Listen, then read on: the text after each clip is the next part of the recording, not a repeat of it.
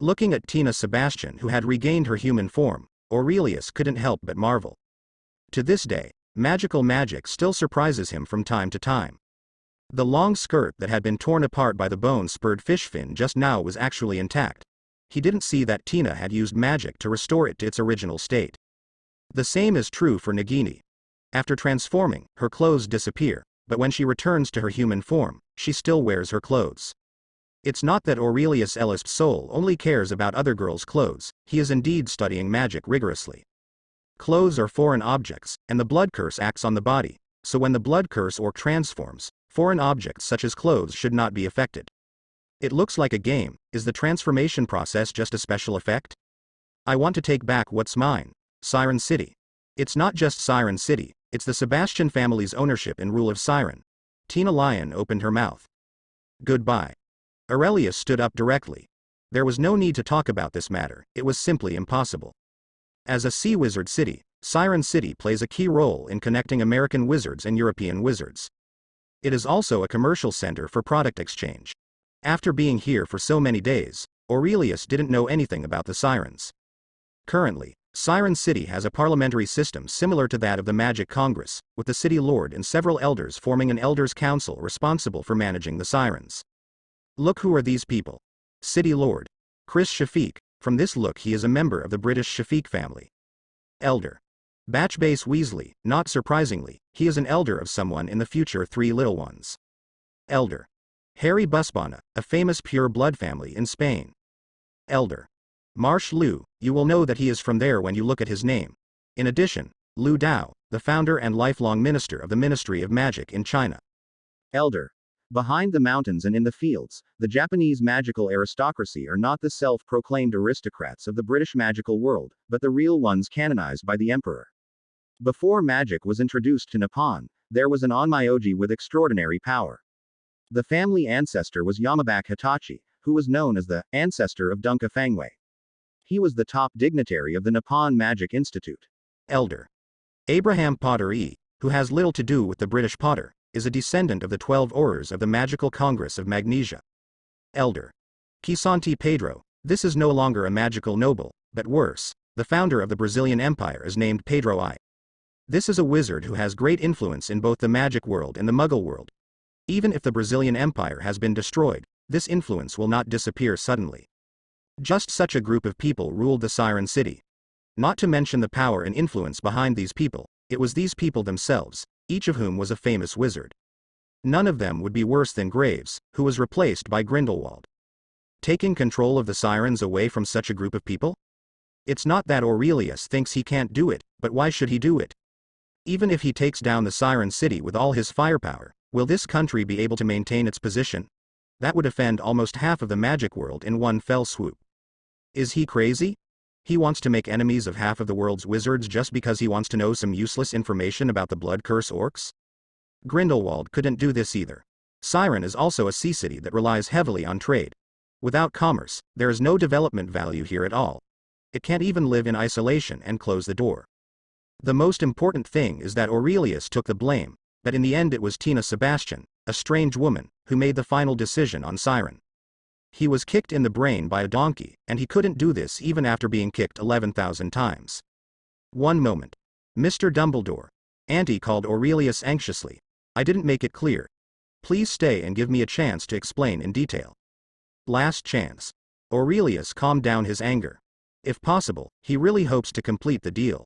Tina can at least live to be over 100 years old, and if not, she can still live to be 50 or 70 years old. A blood-cursed orc has not turned into a beast and lost consciousness for so many years. This method is what he needs. We don't need Mr. Dumbledore to help us capture the Sirens. Oh. Then I don't know what else you can think about me. The last name is Dumbledore. Aurelius frowned. He didn't want to have any contact with the Dumbledore family. He remembered that there was a cheap dad and a cheap uncle in England. He has no habit of misidentifying his father. Siren City relies heavily on commercial prosperity. Once I get the Siren back, it will definitely harm the families behind those people. I need foreign aid, especially the support of the International Ministry of Magic. I hope. Mr. Dumbledore, can you help me go to Germany, France, Portugal, Poland, Russia and other countries to lobby the Ministry of Magic for me to support my sovereignty and ownership of the sirens. Tina said solemnly, as a reward, I can share with you all the results of the Siren clan's 200 years of research on the blood-cursed orcs. Aurelius frowned and thought for a while, but he did not quite agree with Tina Sebastian's idea. Aurelius looked deeper and more thoroughly. Tina Sebastian seemed to have thought everything through. Not only did she want to seize the ownership of the siren, but she also thought that the consequences of doing so might be boycotted, protested, or even sanctioned by several countries. She thought of lobbying those who could not get the siren in advance. Ren's benefited Ministry of Magic exchanged future business interests for international support. But what about reality? She is still too naive. She felt that offending a group of people and currying favor with a group of people would solve the dilemma, but she didn't consider the difference in strength at all. Why are these people hosting the sirens? Just these families? The British magical world, the place where wizards originated, has an extraordinary history of thousands of years. 2 of the 7 giants. In the Spanish magic world, wizards sailed. For hundreds of years, most of the magic ships sailing on the sea were made by craftsmen in the Spanish magic world. Although the Magical Congress of Magnesia and the Ministry of Magic of Brazil have little knowledge, they are the only oligarchs in the New World after all. Siren City connects the north to the south and connects the east-west waterway. Without the approval of these 2 countries, where would the business prosperity of Siren City come from? The Chinese Ministry of Magic and the Japan Magic Institute are the new upstarts. Although the history of wizards is not long, and the history of wizards in China is only a few decades, it cannot be passed down by others. Onmyoji learns yin-yang and the 5 elements, and incorporates wizard methods to form a unique Japanese magic system. China has inherited Taoist magic since ancient times, and there are 3 schools of spiritual masters: Buddhism, Confucianism and Taoism. The wizards are just the same as the Buddhism that was introduced to China. It is not very eye-catching among Chinese supernatural beings, but as long as it is fused with a little bit of Chinese Taoism, it will become a school of its own. Nothing else, it's just that the foundation given by our ancestors is too strong. No one can ignore these 2 upstarts. The most important thing is that in the magic world, there is an unwritten rule that measures the strength of the Ministry of Magic, magic schools. There are a total of 11 magic schools in the world, with Hogwarts being the most profound. It has been in existence for thousands of years and is also the only one with a 1,000-year history. One is in Ilvermorny, Magnesia. One is in Castelov County, Brazil. And the other is in Japan, the Magic House. As for the mysterious China, it seems that no one can be found in the magic school rankings, but you must know that there are only 8 magic schools participating in the rankings. Where are the other 3? Most of Europe can share 1 or 2 magic schools, so where can such a vast land and such a dense wizarding population be able to house a main wizarding school? You taste it carefully. There are a total of 11 wizard schools in the world, 7 of which are behind Siren City. Who could match the support from the Ministry of Magic that Tina hoped to gain? Only France and Russia could. If it weren't for the mixture of extraordinary systems, one country alone would be able to overwhelm Tina's ideal allies. Why does Tina think that these little Karami dare to go against the Ministry of Magic, which is the most powerful in the magic world? This is only the influence of the Ministry of Magic, but don't forget that the magical world is always a world where strength is respected. The current super wizards, one is Dumbledore in England, the second is a rebellious boy Grindelwald who lives in prison, and the third is Nicholas Flamel who doesn't know life or death. At most, there's Aurelius, an ambitious man who's always ready to rise up. Who among them has the ideas, ability, and actions to support Tina Sebastian's actions? Without the support of a super wizard, who can she rely on to buy power? Those concessionaires. You know, the reason why Siren is willing to be the guard of Siren City is not just because Siren City is named after Siren. The most fundamental reason is that wizards can go into the water, but sirens cannot get to the shore. Aurelius suspected that they could not even complete the first step of the entire plan, which was to regain the sovereignty of Siren City. In his eyes, this was destined to be a failed plan, a naive idea, a sloppy arrangement, and an unreliable ally. Aurelius could think of no reason for her success. Aurelius did not want to get involved in this unwarranted dispute. But he was very interested in the blood-cursed orc information that Tina Sebastian mentioned that Siren had studied for 200 years. Tina was full of visions and hoped to get Aurelius to agree to her conditions, but she didn't expect that Aurelius was already thinking about how to get whoring for free. If you were working as a lobbyist, there seems to be no need for you to come to me, Aurelius asked knowingly. The surname Dumbledore is not simple. The Phoenix family and the Pure White family are not just outer layers. Some people take the so-called sacred 28 tribes seriously, while others don't, and some regard it as a joke. Let's put it this way. This word has been around for no more than 10 years, and it basically belongs to the vocabulary of urban legends. There have never been any 28 sacred tribes. There are neither sacred nor 28 tribes. This is a term promoted by a group of pure-blood wizards along with the theory of racial origin, a term created to show that they are different from other wizards. The creator of this word is called Cantankerous Knot. There is no doubt that he is a supporter of pure blood theory. He is also a so-called pure blood wizard and one of his ridiculous 28 tribes. Not many people actually know this word now. Who would have thought that a few decades later, this word would be considered by some people as a kind of capital that can be shown off? It's like a dog squatting in front of a pile of poop and telling everyone complacently, "Look, my answer is smelly, long, and has a beautiful point." Is it really because the Dumbledore family is not included in the Holy 28 clan because the Dumbledore family has a history of mixed blood? Of course not. The real reason is that Dumbledore is a human being, and he cannot accept that someone is proud of shit, let alone himself. Shit is proud. The glory of the Dumbledore family is accumulated by generations of outstanding and even great wizards in the Dumbledore family. To borrow a sentence to describe the Dumbledore family, today I am proud of Dumbledore, origin. Dumbledore is proud of me. Although the Dumbledore family does not have any clear family traditions that are passed down, this sentence is a good description. In this era, Dumbledore's surname is far more useful than any of the Holy 28. The Holy 28 are the self-proclaimed name of some pure-blood wizards in the UK. Dumbledore's surname has long been famous throughout the world along with Dumbledore himself and other Dumbledore ancestors. Tina came to him just because his last name was Dumbledore, nothing more. Of course, this is the only thing she can borrow. She also knows a little bit about Aurelius' power, but she knows that it cannot be used by herself. Mr. Dumbledore, you underestimate the surname Dumbledore. No one is more suitable than you. More than 15 Ministry of Magics have given admission certificates to the Dumbledore family. With this surname, you can become a guest of most ministers of the Ministry of Magic. Aurelius said, I can help you make a trip, but I need to get half of the information first, and then. I don't guarantee that it will happen. I will only take your people to meet with the senior officials of the Ministry of Magic. Tina was overjoyed and quickly agreed. Okay, it's a deal. What you want will be delivered tomorrow at the latest. Tina was already ready to take action. All preparations for an uprising were in place, but the lobbyists she had trained over the years had no effect. In this age that pays attention to bloodlines, it is difficult for T to find pure wizards who are willing to work for her. Seeing that time is running out, she no longer has the patience or energy to train more lobbyists. Aurelius, the exiled Dumbledore, was something she had no choice about. Tina handed over the safe house to Aurelius and his group for temporary accommodation. After Tina left, Nagini asked, Aurelius, are you really going to do this? Yes, and I don't need to pay anything. Aurelius smiled. 200 years of research data, this can save us a lot of time. Actually, it's okay if you don't. I don't want you to get into any trouble because of this, Nagini said softly. Huh, trouble? I've been in trouble for a long time. I have too many lice but it doesn't itch. Aurelius laughed and chatted for a while, then they went to rest. Early the next morning, Aurelius saw Tina's sincerity, a black, shiny pearl. These are the siren's tears. Tina stood in front of Aurelius holding the black pearl. Aurelius asked with a question mark on his face. Although he is not a mermaid researcher, let alone a professional, he still knows some things. Mermaids' tears are indeed a magic material, but nothing more. Mermaid tears, which are legendary in the Muggle world, are not a precious thing in the wizarding world.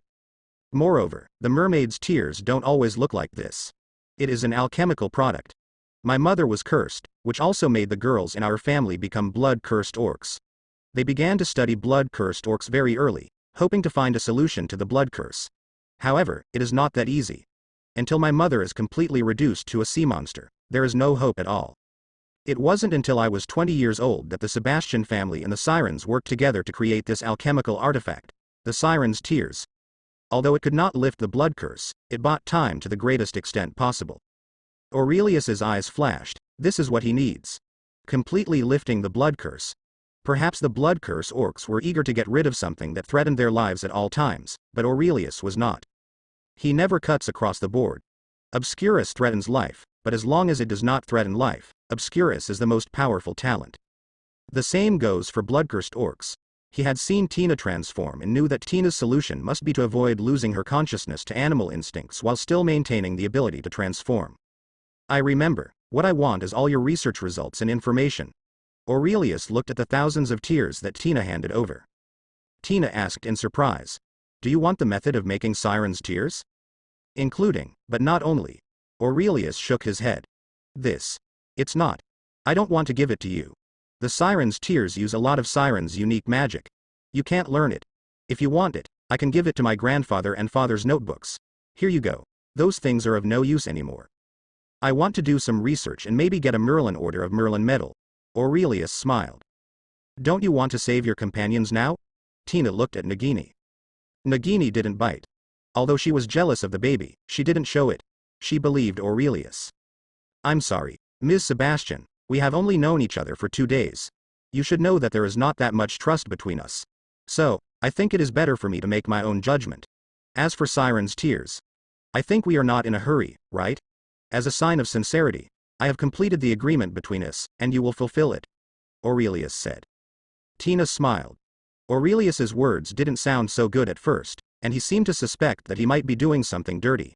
However, the subsequent proposal was very suitable for Tina. Although people had to bow their heads under the eaves, Tina's urgency became Aurelius's best support for controlling her. Aurelius' generosity gave her confidence in this cooperation. It is much more reassuring to say something ugly beforehand than to say nothing and keep it to yourself. Okay, I'll get you the notes right now.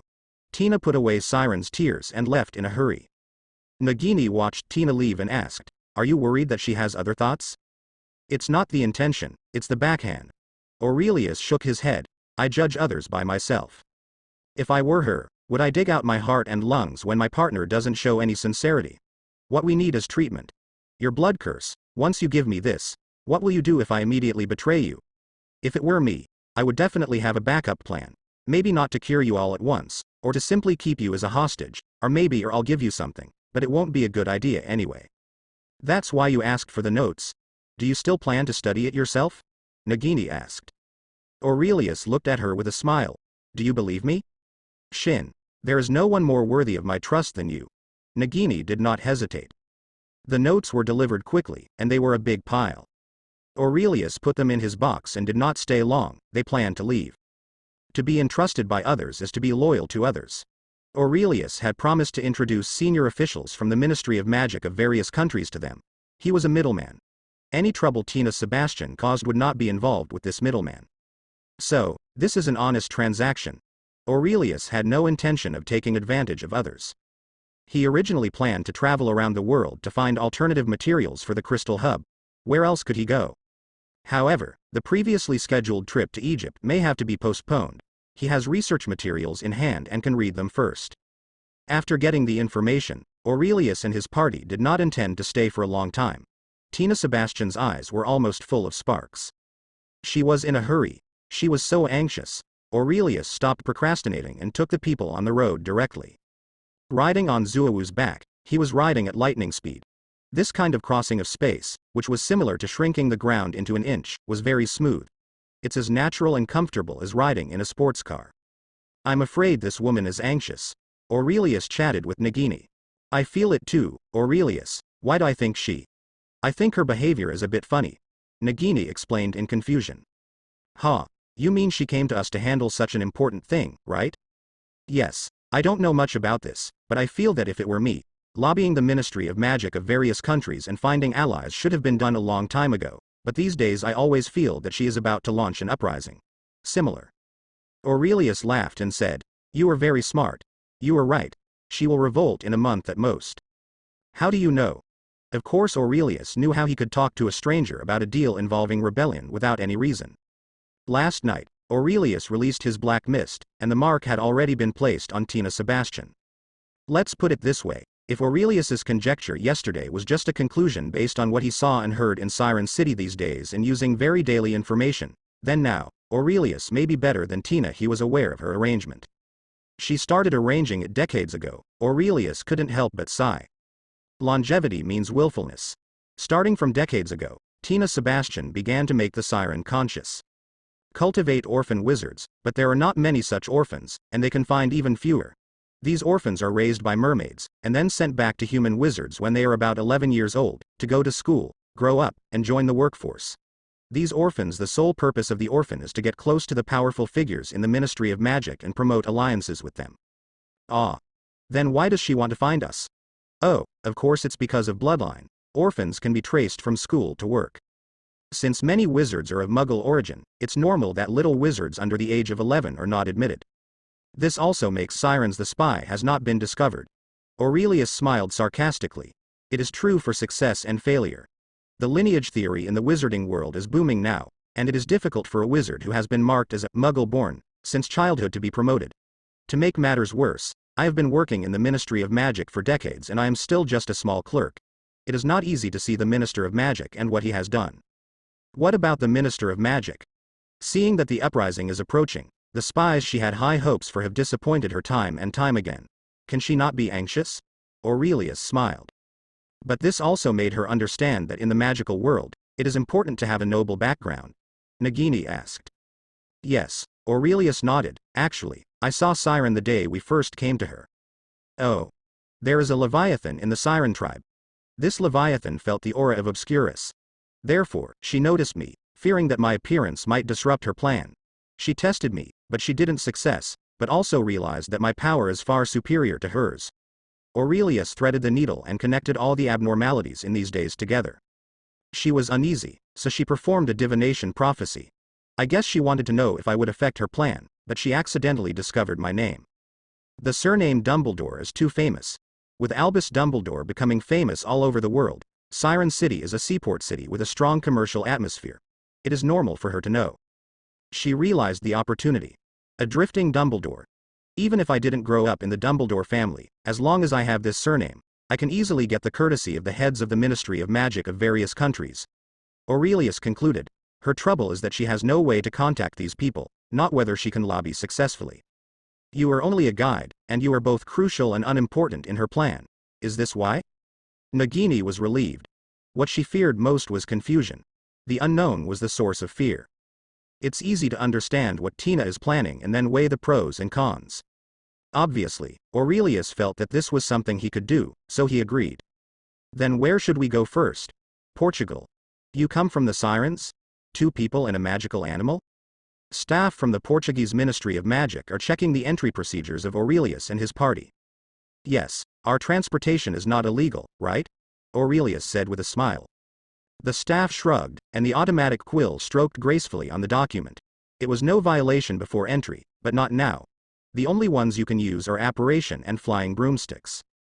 Watch your horse. If it gets into trouble you'll be facing at least a year in jail.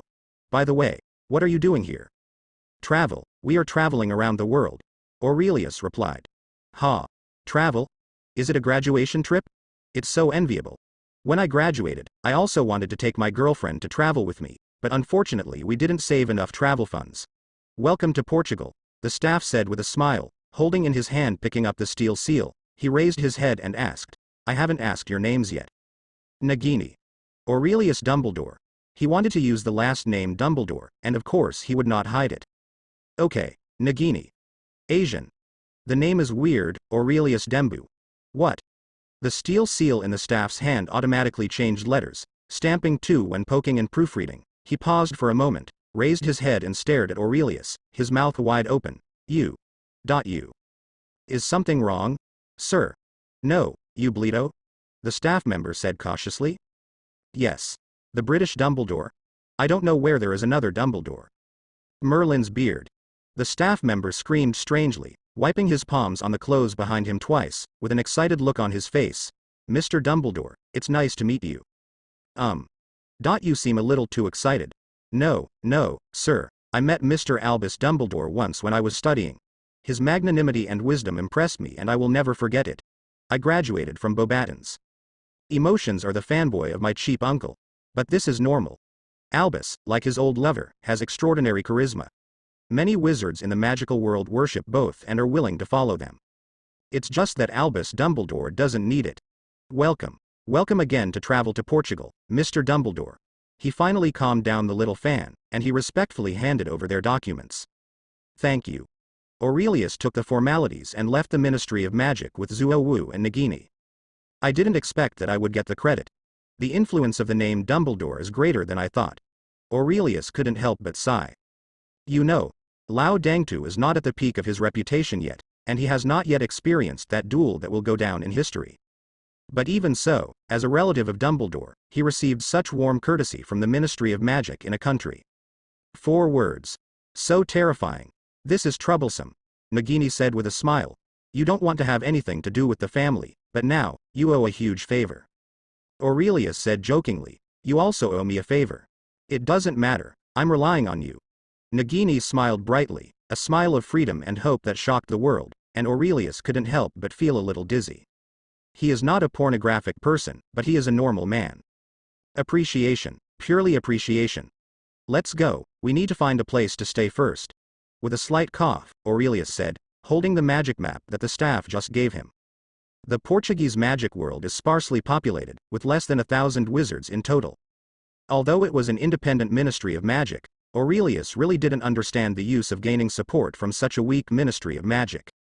But considering that it was none of his business, he didn't bother to talk. Bay Tavern. This is the only wizarding hotel in the Ministry of Magic in Portugal. To be honest, the environment is not good. When he checked in, he even saw spider webs in the corners of the room. If it weren't for the fact that he had no choice but to choose Aurelius, he would have turned around and left. But even so, he has decided to live in his suitcase. The space inside the suitcase is definitely not comparable to Newt's, but it is still enough to accommodate 3 bedrooms and a living room. However, one of the rooms has been transformed into a study room by Aurelius, which is filled with various books. There are dark magic books he got from the Magical Congress, as well as books he bought from the bookstore in Wally's Cave, as well as the ones he bought from the Siren bookstore a few days ago and the blood curse he got from Tina Sebastian Orc research notes. Aurelius loved reading very much, a habit he had developed in his hospital bed in his previous life. Not only magic books, but also a large number of books about local customs and customs. Aurelius's biggest flaw is his unfamiliarity with this magical world. Don't talk about the plot. What's more plot? The plot is just about a few people and things in this world. Knowing the plot is indeed his advantage, but he cannot take the plot as everything. In fact, Aurelius felt that the plot was no longer reliable. After sorting out a room for Nagini, the living room was occupied by the big cat Zuowu. Sitting in the study and carefully reading the research notes of Tina Sebastian's grandfather and father, Nagini stroked the cat with one hand and stayed aside quietly, and the years were quiet. The blood curse. An ancient curse may have been lost now. It was said that it might be lost 200 years ago. This is not good news. Aurelius traced a line of text with his fingertips. He frowned and muttered to himself. If you want to study a magic spell, the most direct way is to find out how to cast it. The bad thing is that the blood curse is a typical ancient black magic, and most of the existing blood curse orcs have inherited it. Many wizards have never even heard of the term blood-cursed orcs, let alone blood-cursed.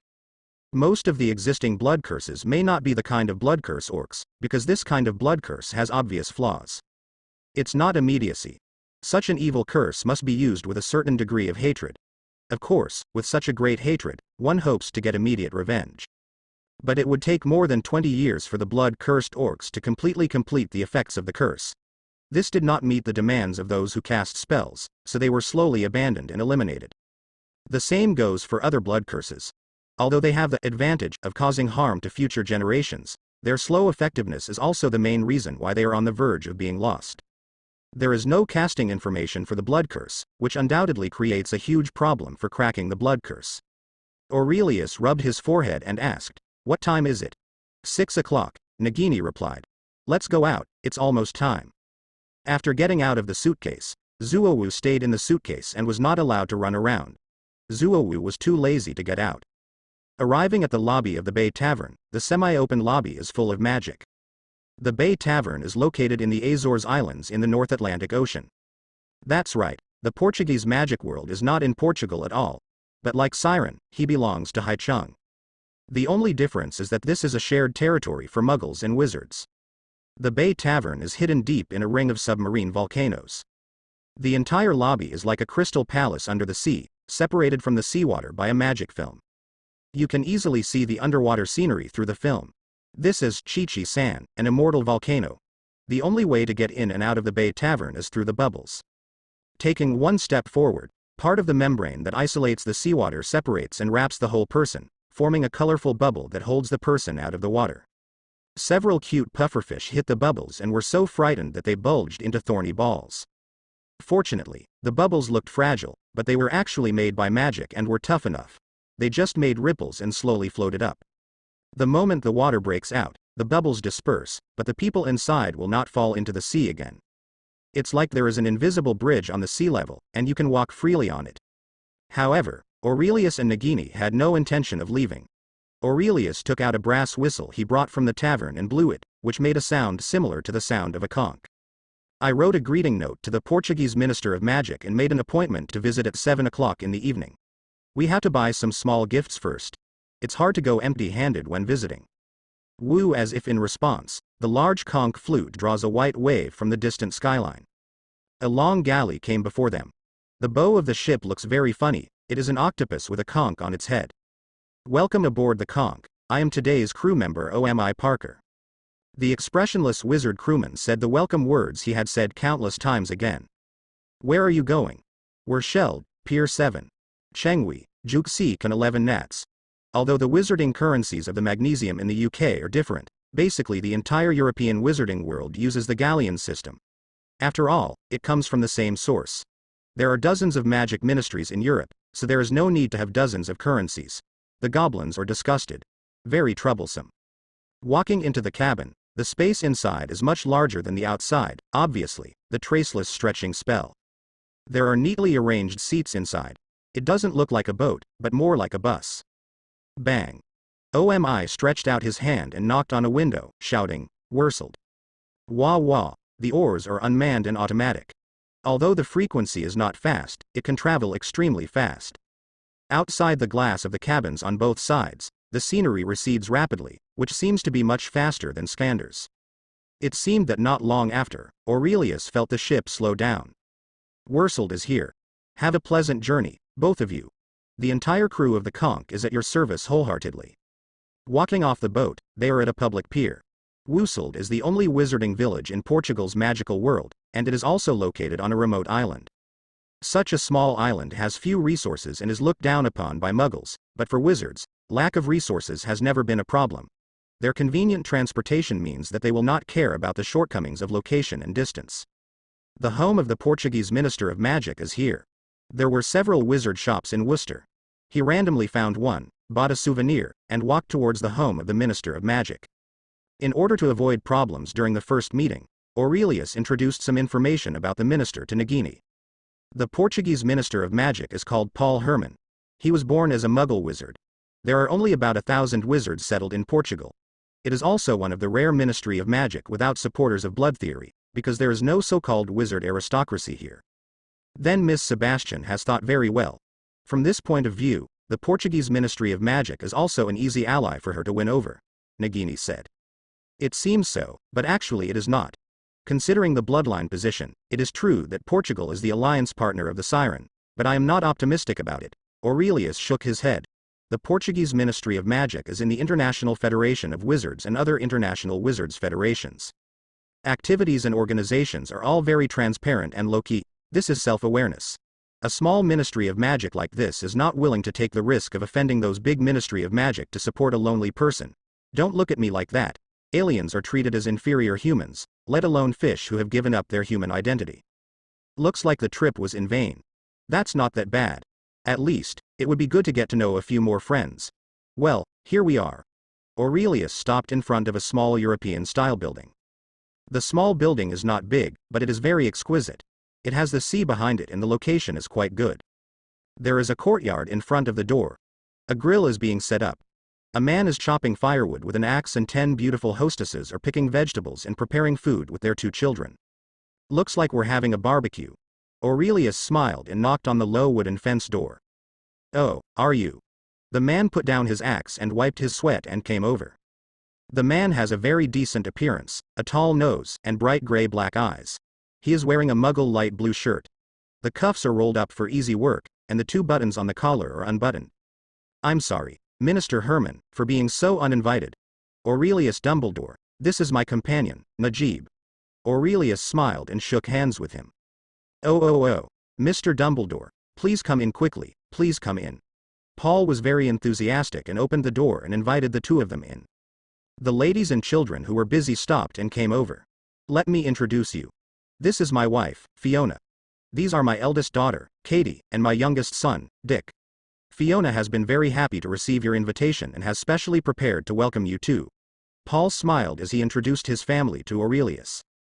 That's really troublesome for you, Mrs. Herman, and of course, you, Katie, and Dick. Aurelius and Nagini also returned the favor. When we met for the first time, it was obvious that Minister Herman and his family were very kind and easy to get in touch with. This is good news. Mrs. Herman's cooking is excellent, and Paul's barbecue skills are also excellent. Aurelius and Nagini also had their index fingers wide open.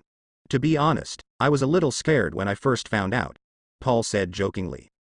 Aurelius also smiled and said, I understand, everyone knows Albus Dumbledore, but not everyone knows Aberforth, let alone I am neither Albus nor Aberforth. People in the wizarding world are not fools, and others would not believe Aurelius if he said he was Dumbledore. The popularity of bloodline theory in the magical world is not just ignorance, bloodline does have its uses in magic. For example, the Seer's bloodline, Dumbledore's Phoenix family, and the Blood Curse orcs all rely heavily on blood inheritance. This thing exists objectively. There is no need to deny it. What I say is all my own efforts, but there is no need to overly mythologize it. But in this high-profile case of bloodline theory, many wizards are trying their best to prove their noble bloodline. Various magical creations and spells were invented. It is not difficult to verify the identity of Aurelius. After he recognizes the name, Aurelius Dumbledore, his name will appear in the bloodline magic. The real Dumbledore, no doubt about it. Yes, Paul nodded, and then asked. I wonder if Mr. Dumbledore came to see me for something? Do not go to the Three Treasures Hall for any reason. Although wizards do not understand this sentence, the principle is universal. Aurelius said, Nagini and I are traveling around the world, and our last stop was the Sirens. My visit this time is also entrusted by someone. Sirens' friends want to visit you, but they have no way. Paul laughed. Visit me? What kind of connections do you need? I am no different from other people's families. Aurelius did not answer his question. Maybe Paul didn't feel it himself. The Portuguese Ministry of Magic is already a small ministry of magic, but the Minister of Magic is still not accessible to everyone, especially outsiders. Aurelius believed that every wizard in Portugal had met his minister, and even the minister remembered everyone's name. But this is a Portuguese wizard, one of his own. Ministry of Magic officials in other areas can easily see Paul, but Tina Sebastian cannot. Still the same 4 words. No way. Portugal just doesn't have pure blood nobles, but that doesn't mean there aren't pure bloods. Even if Paul is a Muggle-born wizard, sitting in this seat must follow certain rules. Can I know what it is? Paul asked. I don't know. I just introduced them. As for anything else, it has nothing to do with me, Aurelius said nonchalantly. Paul tasted the meaning and smiled. Okay, I understand, I will pay attention to it. Do you understand what? Of course, you understand that Aurelius doesn't want to get involved at all. The subtext is nothing more than, you just need to meet someone, and I don't care whether it succeeds or not, and you don't have to look at me or the Dumbledore family. Aurelius smiled and clinked glasses with Paul. Okay, this is over.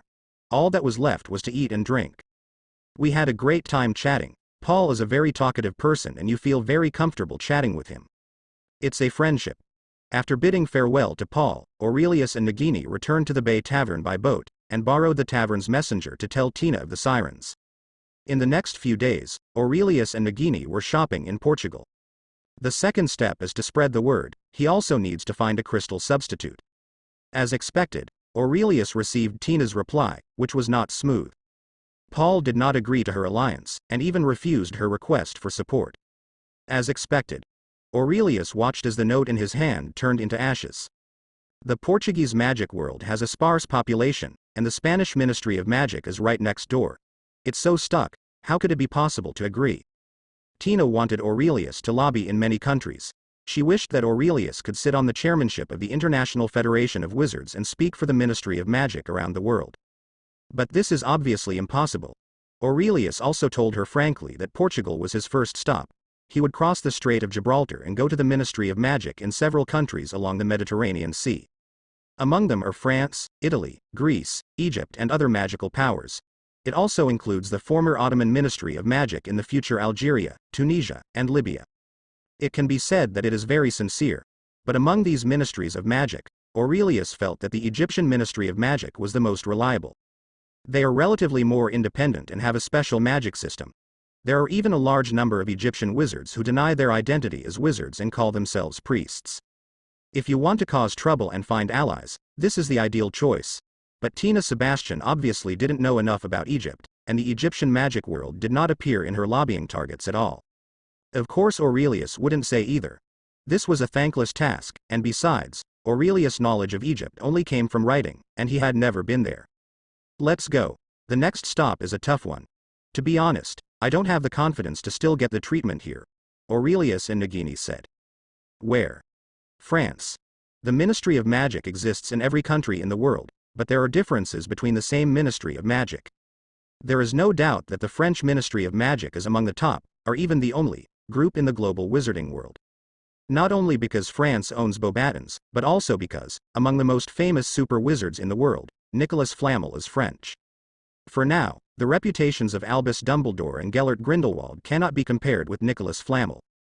Although Nicolema has not appeared for many years, everyone knows that this legendary wizard is still alive in the world. This is the magic world, where strength is ultimately the most important thing. A super wizard can directly take off a person's status in the magic world. France has Nicolema, who is in the spotlight. There is also Dumbledore in the UK, and the future is promising. Only the German wizarding community was the most injured. It finally gave birth to a super wizard named Gellert Grindelwald. He was also a rebellious boy who made trouble all day long and wanted to start a war. How dare the German Ministry of Magic support him? They would even have to expel him. Almost a joke from hell. However, before Albus Dumbledore reaches his peak, even the British Ministry of Magic, which is the origin of wizards, has to avoid its peak for the time being. The current French magic world is unique. Magnesium Magical Congress, it's still the same cell. Abernethy opened the air vent on the iron door and looked at the rickety figure inside. Grindelwald, half a year in prison, made him look miserable. His long, messy white hair was disheveled, and his beard was long and untrimmed. He placed his hands flat on his thighs and looked up at the ceiling with his eyes wide open and bloodshot. The annoying mosquitoes make a buzzing sound, which is his only entertainment. The dark cell walls were lit by only a white light that flickered on and off. The bloodthirsty mosquito smelled the smell of human blood. It pounced on it without hesitation, but it raised a scarlet barrier and was instantly melted. A mosquito wing fell limply. But Grindelwald was still looking at the ceiling, without even blinking. It looked like his situation was worse than before. Next to his feet, a little lizard-like six-legged guy was chained and wearing a mask, crawling around feebly. Sheep-eating beast, also called chupacabra. A dangerous little guy, but also a mysterious little creature. As a magical animal, he was caught eating the lambs of herdsmen. He was convicted of this crime and was imprisoned and sentenced to 3 years in prison. As for why the little guy who only stole a sheep lived in Grindelwald's cell, that is another story. Sensing the movement, the little guy looked up at Abernethy, tilted his head, and a trace of doubt seemed to flash in his big eyes. Abernethy smiled outside the door, and the little guy's eyes were also full of joy. Even the insect stumps that it always hated popped out with its long tongue and swallowed it in one gulp. No. Got it. I think you will be happy to get rid of him. In the strict prison corridor, Rudolph Spielmann was walking with Ms. Pickery, the president of the Magic Congress. Just today, Rudolph is going to escort Grindelwald from the Magical Congress of Magnesia back to Europe. He, the director of the International Magical Association's prison department, will personally carry out the execution, which shows that he attaches great importance to Grindelwald. I would be more happy to keep him locked up here, said Ms. Pickwilly. Every day Grindelwald was imprisoned in the Magic Congress, he would once again reiterate the grand deed of the Magic Congress. It was the Magic Congress that caught the most wanted criminal who was causing trouble in Europe and leaving the Ministry of Magic in dozens of countries helpless. As for with Newt's help, that's not important. Although without Newt's sneak attack, these Aurors might have been defeated or even killed by Grindelwald, but what does that matter? What's important is not the process, but the result, right? Who captured Grindelwald? The Magical Congress of Magnesia. Where is Grindelwald? The prison of the Magical Congress of Magnesium. Sounds wonderful. Rudolph said helplessly. 6 months is long enough. It's time for him to take responsibility for Europe's crimes. Chairman Pickery, Mr. Spearman, sir, the prisoners are under strict supervision and can be escorted at any time. Abernathy reported the situation. Pickery nodded, stepped forward with Rudolph, and opened the air window. Rudolph couldn't help but praise. I think you have used enough security measures. It's all necessary means, Pickery said with some help. This man was extremely powerful, and the guards had to be replaced 3 times. He was so deceptive, so his tongue was removed. Cut your tongue? Rudolph frowned, he was a little dissatisfied. Just because he can confuse people, why would he cut off his tongue? Wouldn't it be possible to turn everything to stone? Wouldn't it be possible to use a silencing curse? Wouldn't it be possible to apply a transfiguration spell on his mouth? Are you afraid that he will confuse people, or are you afraid of what he will say after being taken away? Rudolph looked deeply at Pickery and did not ask any further questions. It's none of his business, he just needs to take Grindelwald away safely. Grindelwald. Grindelwald. The prison is boiling. As the embarrassed Grindelwald was restrained and escorted out by the Aurors in a twisted posture, countless prisoners shouted his name. Fanaticism. During the few months he was imprisoned here, even through word of mouth, Grindelwald won the enthusiastic support of everyone here. Even though he has fallen to this level, he is still a high king and a noble leader in the eyes of these prisoners. Rudolph felt shuddering, and he couldn't help but tighten his tight coat. It was obviously June, but he felt the bitter cold of December. Grindelwald. This man is so terrible. Magic groups all over the world owe you a huge favor, Mr. Chairman Pickery. Standing at the top exit of the Magical Congress, there was a violent storm, lightning and thunder outside. A prison car driven by 8 Thestrals was ready to go. This is a strange Pegasus creature that is as skinny as a stick, shaped like a horse, with a head like a giant dragon, and huge bat wings on its sides. Because of its ferocious appearance, white eyeballs without pupils, and weird features, its true appearance can only be seen by witnessing death. Was once regarded as an ominous sign. An elite Auror who came with Rudolph was waiting with a flying broom in his hand.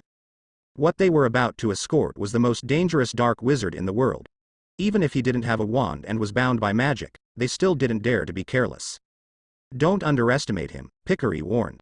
Mr. Spearman. Abernathy came up from behind and handed the small suitcase in his hand to Rudolph. We found the wand he hid.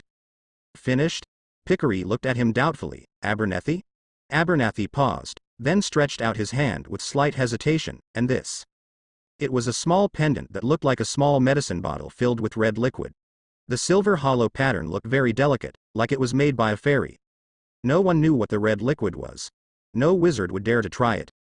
It seems to be well protected, which shows that Grindelwald attaches great importance to this small bottle, which must be very important to him. When the small bottle was handed over to Rudolph, Grindelwald in the prison car looked at the roof of the carriage, where the smooth metal surface allowed him to see unclear images outside the car. He frowned slightly, his meaning unclear. As Rudolph got into the car with his things, a series of magic locks locked every gap in the car door. No one dared to be careless when facing Grindelwald. Pickery breathed a sigh of relief. God knows how much pressure she was under in the short period of time when she brought Grindelwald from the cell here. It is finally over. The 2 Aurors driving the carriage waved their whips, and the Thestrals flapped their wings. Heavy rain is coming, and big things are about to happen. It's raining heavily. Under the pouring rain, 8 Thestrals pulled the dark prison carriage through the rain. The accompanying Aurors were wearing cloaks and riding on broomsticks. After settling a matter on his mind, Pickery led the others away, leaving Abernathy with an indifferent expression as he walked toward the passage where the prison van had just left. The strong wind was blowing the corners of his clothes.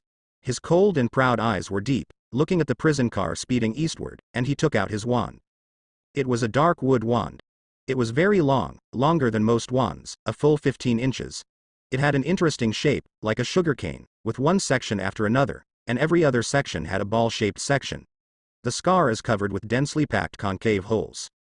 With a tap of the wand, Abernathy suddenly disapparated. In the prison car.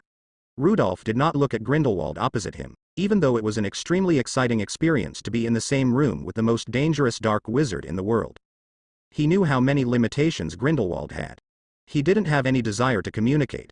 After all, you can't expect someone who doesn't even have a tongue to talk to him about the boring life of imprisonment. Without his tongue, Grindelwald was not only unable to speak, he could no longer recite spells. Without a magic wand, you cannot recite a spell. Most of his abilities have been crippled. The once dangerous dark wizard is now worse than a lamb. On the contrary, the gadgets found on Grindelwald attracted his attention more. A decoration? That's impossible. Even if he wanted to decorate, Grindelwald would only use weird geometric patterns. This is a well-known thing. Since his school days, this has been used as the symbol of Grindelwald himself, and later, it became the symbol of his witchcraft party. But no one knows that this logo is not original to Grindelwald. The simple triangle, circle and vertical line represent 3 legendary magic props, the legendary Deathly Hallows made by the god of death. Maybe Dumbledore knew, but he obviously didn't go around saying it. He was still nostalgic for his old friendship, and it was impossible for him to tell people everywhere. Grindelwald, the dark wizard who made most of Europe terrified all day long, was a loyal fan of fairy tales. That's interesting. What is this small bottle that Grindelwald treasures so much, or the red liquid in this small bottle? He held the silver chain of the pendant and looked at it. Suddenly, the pendant suddenly emitted a gleaming light. Rudolph was startled and subconsciously looked up at Grindelwald, who was pointed at Grindelwald with a wand by 2 oars. He instinctively felt that Grindelwald was trying to cause trouble. But when he saw Grindelwald, he still looked half dead and depressed, his eyes staring blankly at the ceiling.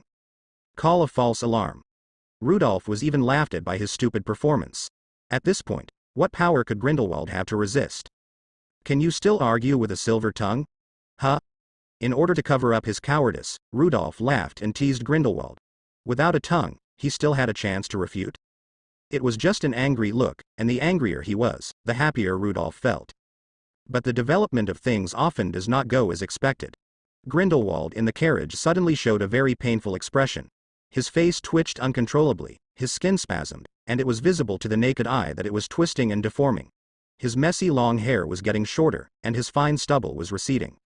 This sudden change left Rudolph and the 2 escorting Aurors confused. When Grindelwald raised his head and showed a mocking smile, they were stunned. Where is Grindelwald?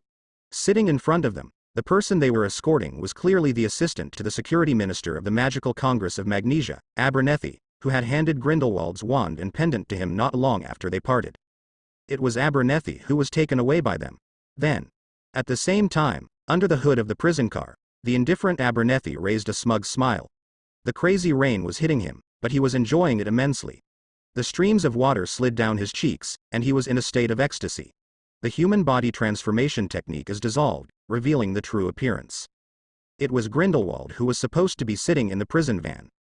He is scrawled as if in a cage, but with that terrifying aura like the king of the world. Pickery is right. Grindelwald's power of incitement is unparalleled. Abernethy became his follower, even willing to bear the painful punishment of cutting out his tongue on his behalf, and even took his place in the prison car heading to Europe. The purpose is just to hope that Grindelwald will tell him who he really is. Grindelwald appeared on the roof of the prison car in a flash. With a tap of his wand, the whips in the hands of the 2 driving Aurors turned into 2 giant pythons. The giant python rolled the Auror out of the prison car and fell to the ground screaming. Many of the Aurors escorting him were frightened and pursued him on their broomsticks. The chaos outside the car and the sudden changes in the car made Rudolph feel bad, but when they instinctively wanted to use their wands to protect themselves, their wands were taken away in an instant and pointed at themselves. The prison van jolted violently. An indifferent and slightly proud face appeared from the window, and Rudolph had no luck. The small chaos he envisioned in the beautiful vision of all the members of the Communist Party of China helping the prison did not happen after all. But something even more terrifying happened. Grindelwald, he was able to escape from prison himself. Damn. Rudolph suddenly opened the wand that Abernethy had just given him, and an ugly sheep-eating beast jumped out of the box and pounced on his face. Rudolph finally caught it and threw it to the ground. Abernethy, who had been honest all the way across from him, suddenly burst out and rushed forward.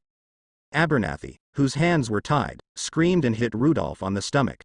The pain was so painful that he dropped the pendant in his hand to the ground. Abernethy fell head over heels, desperately holding the pendant in his mouth. Rudolph fought with him. He grabbed the necklace with his hands and tried to pull the pendant back, but Abernethy refused to let go. The 2 Aurors also joined in the scuffle, pressing Abernethy against the back window. The pendant that was finally snatched back was taken away again. Grindelwald drove the carriage at high speed on the Hudson River. He did not want to get entangled with the Aurors behind him, hoping to use the cover of the bridge to get rid of them. But why would an Auror give up? The dense rain affected their sight, and until now, they had not seen clearly that the person who hijacked the prison van turned out to be Grindelwald himself. The movement in the carriage was finally noticed by Grindelwald. You can call him cold or crazy, but that doesn't understand his ideals and persistence. When faced with credence, the squib, Grindelwald could use it up and throw it away, but for the wizards who truly followed him, Grindelwald did not hesitate to show his kindness. As the prison van crossed the surface of the fast-flowing Hudson River, Grindelwald waved his hand and touched the surface of the river. The entire prison car seemed to have become a whirlpool, and the cold river water filled the interior of the car in an instant. The 8 Thestrals felt great pressure, but under the control of Grindelwald, they were reluctant to drag the water in the carriage into the air again. The sudden flow of water finally gave Abernethy a chance to resist. The surging water broke away from the hold of Auror and Rudolph, and the panicked sheep-eating beast struggled in the water like them. But Abernethy still opened his mouth and took the pendant into his mouth regardless. The Aurors behind him kept chasing him, and Grindelwald, who didn't want to be cruel, was unhappy. Dark clouds are coming over the city.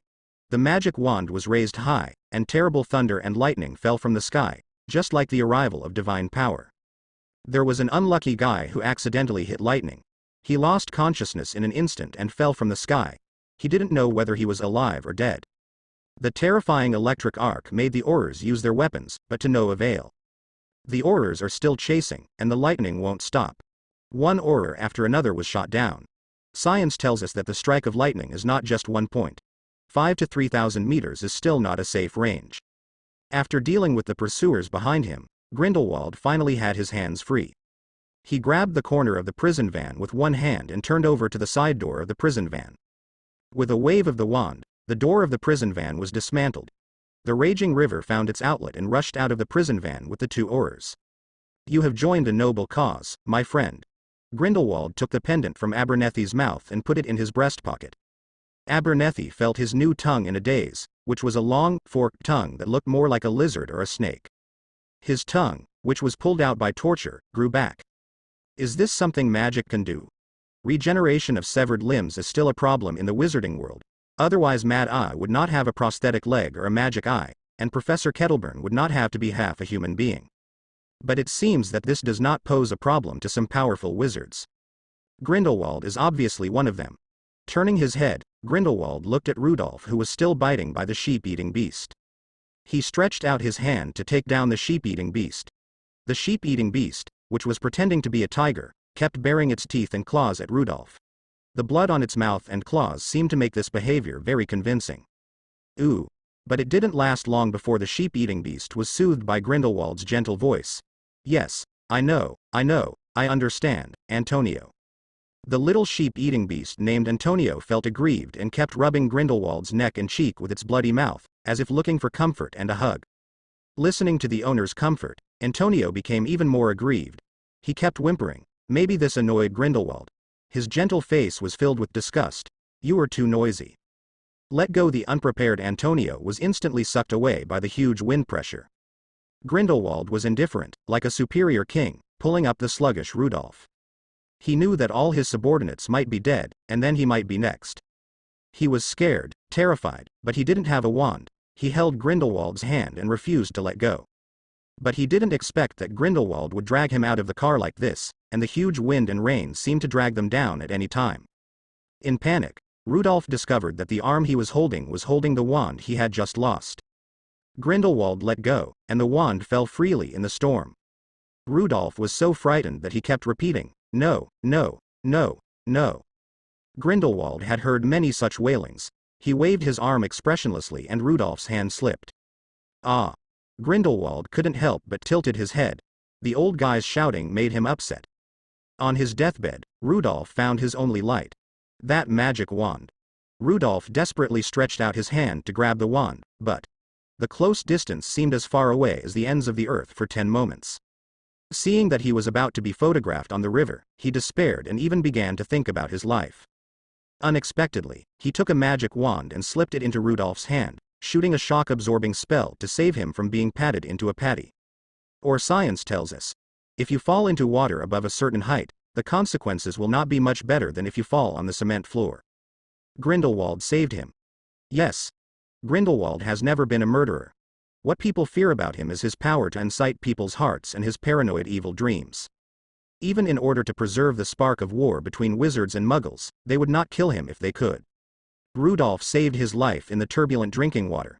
He looked at the retreating carriage with lingering fear. He seemed to be frightened. He didn't even dare to apparate away immediately. Instead, he soaked in the river until the carriage was no longer visible.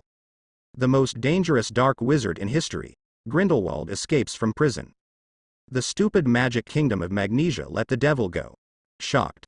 That man is back. The influence is really terrifying. In one day, everyone knew about it. Even the French newspapers were talking about Grindelwald's escape from prison. Aurelius put down the newspaper and took the letter from Nagini. T pointed at the news above. I've heard about him. In the circus, some people admire him, but some are afraid of him. Nagini looked at the news, frowned and asked. I heard that when we went to New York, he caused a disaster in New York and was arrested for it. Is he really that terrible? Aurelius smiled and shook his head. He is not bad, but his character is average. Oh. Have you seen him? Not only have we met, but we have also been together for more than half a year. Aurelius said with a smile. He does not like the theory of blood, but he advocates classification. No matter who he is, as long as he has the ability to cast spells, he is willing to accept them, even if they are in people's eyes, inferior people or aliens. And if you don't have the ability to cast spells, that's what he despises, regardless of whether he comes from a high noble or not. He advocates that wizards are the masters of this world and that wizards should rule muggles. This conforms to the wishes of many people who are dissatisfied with the statute of secrecy. This is also the reason why he has countless followers. Nagini thought for a while and nodded. It's very tempting, but I can see that you don't really agree with me. Actually, if you think about it carefully, you won't agree. Aurelius looked at her meaningfully. Nagini was stunned for a moment, then she suddenly realized, I understand. Tell me about it. Aurelius encouraged. Nagini pursed her lips and said, it's a group. Grindelwald's idea is nothing more than dividing people into those who have the ability to cast spells and those who do not, Nagini said excitedly. Spellcasters are nothing more than wizards, strangers like us, and those who cannot cast spells, corresponding to squibs and muggles. In Grindelwald's view, spellcasters are nobler than those who cannot cast spells. This is the view of most wizards now, even those kind wizards. Nagini's eyes shone. Most wizards feel numb. Is very pitiful and ignorant, no matter what, it's fine, but in the final analysis, he just feels that muggles are inferior to wizards, and the only difference is whether they can cast spells or not. Said it right. The so-called proposition, apart from those who cannot cast spells, Grindelwald's proposition is no different from today's blood theory. Just like in a circus, the leader is at the highest position, and then there are wizards and squibs who have the ability to cast spells. The status of the aliens is ambiguous, but those squibs don't dare to provoke me and John too much, because we have power that those squibs don't have. Nagini relied on her limited cognitive analysis. Aurelius snapped his fingers. Bingo. That's it. Grindelwald is a typical power theorist. His so-called classification still uses magical power as the only benchmark. As you said, spellcasters and non-spellcasters, but it can also be subdivided. Aurelius waved his wand, and a line of magic characters appeared out of thin air. Genius wizard. This is the top, can be worthy of Glyn. There are not many people who are known as geniuses. This is a talent that can be encountered but cannot be sought. And most wizards are not geniuses. Except for a limited number of genius wizards, ordinary wizards also have different spell casting abilities. What affects the level of wizard spell casting abilities? Aurelius guided Nagini to think about how Nagini seriously lacked common sense knowledge and judgment after being imprisoned for many years. Aurelius was trying to train her. Nagini thought hard and said with some uncertainty, bloodline? It's not bad to say that. Some rare bloodlines do make wizards very good in certain aspects. I know a natural legilimens. Aurelius casually wrote, special bloodline wizard, at the back. Any more? Nagini shook her head, she couldn't think of anything. In her eyes, the prevalence of wizard blood theory is nothing more than that blood may bring some special talents, and she doesn't understand anything else. It's inheritance. The biggest difference between pure blood wizards, mixed blood wizards and muggle wizards in their families is that pure blood wizards have been in the magical world for generations, and the magical knowledge accumulated by their ancestors is a huge treasure. Both parents are pure blood wizards. This is twice the accumulation, half of the half-blood wizards. As for the muggle wizards, it all depends on themselves. Look, the gap widens at the moment of birth. So in the current magical world, Pure-blood wizards have a higher status than half-blood wizards, and half-blood wizards have a higher status than muggle wizards? Nagini understood somewhat. The reason is not complicated. Pure-blood wizards are born with more family accumulation and can learn to use it. Therefore, pure-blood magic is generally powerful, occupies more resources, and wins a higher status and voice. Then, those so-called pure-blood nobles, they have more resources than ordinary pure-blood wizards. Of course. Aurelius wrote down, pure-blood nobles, pure-blood wizards, mixed-blood wizards and muggle wizards, in turn. Other than that, there are aliens. All aliens should be wizards. But some of them are like you, born with great flaws, some are like me, caused by certain acquired factors, and some are like John, because some magic experiments failed. Compared with wizards, aliens people have the ability to cast spells, but the flaws are too obvious. Aurelius also wrote, the stranger. Then there are squibs. Do you understand the difference between squibs and muggles? Nagini wondered. Aren't squibs just muggles living in the magical world? Aurelius shook his head. No, although squibs cannot cast spells like muggles, they are two groups. The most obvious thing is that muggle expulsion spells cannot affect squibs. This means that squibs cannot cast spells, but squibs have some magic resistance. To sum up, the squib has no spellcasting ability and has magic resistance, but it doesn't have any major flaws compared to the aliens. In the end, it's the muggles. Aurelius started writing, line by line in midair, along with his concluding remarks. Did you find it? The theory of blood is still based on the theory of strength. Nagini's eyes widened, as if he had discovered something incredible. Aurelius waved his hand casually, and the words in midair disappeared. Grindelwald's claims are not inconsistent with the bloodline theory. In other words, in the eyes of wizards who insist on the bloodline theory, Grindelwald's claims will not infringe on them. On the contrary, provoking a war between wizards and muggles and winning the war can greatly expand their interests. This is also an important reason why Grindelwald has so many followers. The clever Grindelwald deliberately blurred these. He only talked about two general concepts, wizards and muggles. He only said that wizards should rule muggles, so as to gain the support of middle and low-level wizards. But he said that even though they are both wizards, their status is also different. How to distinguish them is still the same old thing, bloodline theory. Aurelius spread his hands.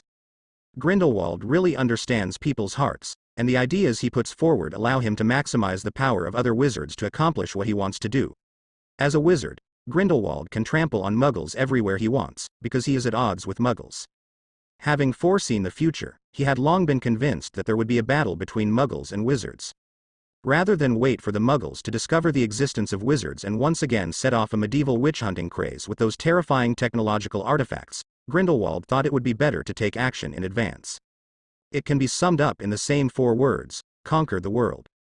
This is a man who wants to be the king of the world. The news of Grindelwald's escape from prison once dominated the front pages of major magical newspapers around the world. But with Grindelwald disappearing, the news is no longer hot. The temperature dropped so quickly that Aurelius had every reason to suspect the interference of some people. They did not allow the wizarding media to continue to increase Grindelwald's reputation, and they did not allow his crazy ideas to appear openly in newspapers. Of course, these are purely malicious slanders by Aurelius without any evidence. It may also be outdated news. News happens every day. It is the nature of these media to like the new and dislike the old. What dark wizard? What Grindelwald? To them, it is just a name, a tool that allows them to win front-page headlines and bonuses. Not long after, the name Grindelwald seemed to disappear, replaced by other news. For example, a beautiful marriage begins with the marriage of Scamander and Lestrange. A moving photo, a familiar person. Aurelius saw news about Newt again after more than half a year. Reading the news in the newspaper, it can be said that it tells a story of a unique love, which makes Aurelius almost doubt himself. 22. Could it be that the plot he knew was false? The photo is extremely misleading. Newt has his head lowered, and a dark-skinned girl is talking and laughing with him. At the edge of the inconspicuous scene, there is a man who looks a little like Newt but is much more confident and sunny. The photo, coupled with this extremely ambiguous press release, could easily lead people to believe that Newt is in love with a Lestrange. Turn to the front of the newspaper. Aurelius half-moon eyes. Sure enough, the Daily Prophet is really stubborn. Couldn't the BBC learn from it? Aurelius, who knew the truth clearly, did not believe a word of the report. Scamander is indeed married to Lestrange, but it is not Newt, a new writer and rare expert on magical animals who has become famous in the past 6 months, but his brother, who was neutral in the previous war with Grindelwald. The decorated war hero Theseus Commander. But what's interesting is that, as far as Aurelius knows, that Ms. Lestrange, Lita Lestrange, seems to be Newt's first love. What is this? A lover turns into a sister-in-law. Aurelius suspected that he had picked up the wrong script. The temperament of Newt, an autistic boy, doesn't look like that of Takejiro, the tiger-fighting hero, but Dairo is pretty much the same. He was not interested in the affairs of Newt's brother and sister-in-law. He put down the newspaper and shouted outside, "Nagini, has Mr. Aldo replied to your letter?" "Not yet." Nagini walked in holding a brand new first-grade textbook. She was making up for her lessons. Like Aurelius, Nagini had never gone to school. She had magic power, but she didn't know how to cast spells. "We have been delayed for more than 2 months, and Misla has not responded." Nagini shrugged, obvious. As the only one currently in the Ministry of Magic in the world, the French Ministry of Magic has a strong presence from top to bottom. His name as Dumbledore had little effect here. It took him 2 months and he only managed to get along with the director of the Legal Enforcement Department and the Assistant Minister. As for the Minister of Magic, I have never even met him. Boom, boom, boom. Aurelius and Nagini looked at each other, then looked at the door. Who? Nagini asked doubtfully. They were unfamiliar with France, so why would someone knock on their hotel room? She didn't remember there was a waiter here. Aurelius narrowed his eyes, thought for a moment and said, "I do have a candidate, please open the door." Nagini walked over and opened the door. A middle-aged man in a suit and leather shoes stood outside the door. He looked about 40 or 50 years old. He was wearing a gray felt hat and a coat. He had one hand in his pocket and a leather glove on the other. Knock on the door. Hot summer. This look, aren't you hot? Aurelius was amused. Actually, it's not bad. Fortunately, I have magic. A cooling spell can solve it. The man said with a smile, taking off his hat, revealing the top of his head with sparse hair and a full beard. The brown hair is mixed with some gray, but it does not make people feel old and faded. Instead, it is full of the mature, stable and resourceful charm of a middle-aged person. "You seem to know me and know I'm coming." The man walked in and hung his hat and coat on the hanger hook. His magical gloves flew down on their own, twisting and floating into the hat. "Albus Dumbledore," Aurelius said with a smile. "He is known as the only man who can fight against Grindelwald. How could I not recognize him?" Dumbledore, the old bee, but he is far less reserved now than he was later. But the title of savior is being attributed to Dumbledore by media from various countries. Grindelwald is very scary. He can steal other people's wands silently, and he has superb transformation skills. When facing a group of magnesium aurors, using a wand that does not belong to him can almost destroy them. If not, Newt's sneak attack and lack of understanding of magical creatures may not have resulted in arrest at all, and he was able to openly kill and escape from prison under heavy security. These scattered pieces of information make Grindelwald's deterrence increasing day by day. And Dumbledore has been called by some media newspapers as the only person who can rival Grindelwald. Yes, some, referring to the Daily Prophet. To put it bluntly, this group of people are afraid, and they want to give themselves a reason not to be afraid, and they just push out someone to act as a shield for them. Fortunately, they chose Dumbledore. Out of regret for his past, he did choose to stand up and try to stop Grindelwald in his own way. But during this trip to France, it was obvious that he was not here for Grindelwald. "I have been waiting for this day to come, and I always thought you might come earlier." Aurelius was like reminiscing with an old friend. "What would you like to drink? Coffee, tea, or Coca-Cola?" "Coca-Cola." "Great, I like the sweet taste." Dumbledore took a sip of the fizzy, dark unknown drink and couldn't help but praise it. "You are a little different from what I imagined." Dumbledore looked at Aurelius. "Oh, you are quite different from what I imagined." Aurelius also looked at him. Ha ha ha ha. The two looked at each other and smiled, clinking glasses happily. "Coke, cheers." It tastes really good. It's a rare experience. I like it very much." Dumbledore put down the cup and seemed to like the Coke. "My old friend talked to me, and he was surprised that we didn't send him an invitation. He thought you were my son." "Sorry, many people don't know that you have a younger brother." Dumbledore talked about it. "Wait a minute, Albus, I hope to hear something new from you. I'm looking forward to our meeting this time with great anticipation. It's not just an old-fashioned acquaintance, okay?" Dumbledore looked at him and said with some emotion, "You are really different from what I imagined. I never thought that apart from Aberforth and I, there would be relatives of the Dumbledore family alive until I heard that the Dumbledore family visited Europe. Can you explain it to me? Dumbledore asked. Aurelius was happy. This is a bit unexpected. I thought you should explain it to me. That's what I planned before I came here, but I found that you seem to know more than me. Dumbledore smiled. Maybe. Dumbledore said. I have never met you. In fact, I have only heard your name once. Aurelius held up his forehead. I really don't like you. I really do. Of course, it's also the first time I've met you. Dumbledore gave him a confused look. Riddler, Albus, can you just tell me what you have to say? I thought you would be more honest when you came. Whether I admit it or not, you are always a family member in this body of mine. Aurelius the little bear couldn't sleep. Dumbledore was startled. No one had said this to him before. He suddenly laughed and shook his head. Ha. Sorry, Aurelius, I never thought that I would be like this in other people's eyes. An image, the Riddler. Very fitting. Well, I don't know if this problem of mine can be corrected, but I'll try my best. Then we can exchange knowledge and solve each other's doubts. Dumbledore shook his head and smiled, and he stretched out a finger. The first question. How do you know all this? We didn't know anything about your existence until I learned about it from my friends. Merman. The Siren's mermaid told me, and as a price, I will use Dumbledore's surname to introduce them to senior officials from the Ministry of Magic of various countries. Aurelius lied without blinking. Dumbledore looked into his eyes, frowning. Crazy emotions are infecting him. I forgot to remind you, don't use legilimency on me, it won't be too pleasant. Aurelius knew from the look on his face that it was no wonder that this old bee was using legilimency. This obviously won't lead to anything. Legilimency is very concealable and is one of the easiest magics to cast silently. As early as in New York, when it was certain that the Obscurus could resist legilimency, Aurelius habitually kept his brain in the form of the Obscurus. You. Dumbledore stared at him with a serious expression that seemed a bit incredulous. Call Aurelius's hands transformed into black mist, and then returned to their original shape. He had no intention of keeping it a secret in front of Dumbledore, and had different coping strategies for different people. He would hide it from Grindelwald because the old boy had evil intentions, but he would not do this to Dumbledore. Dumbledore is a contradictory person.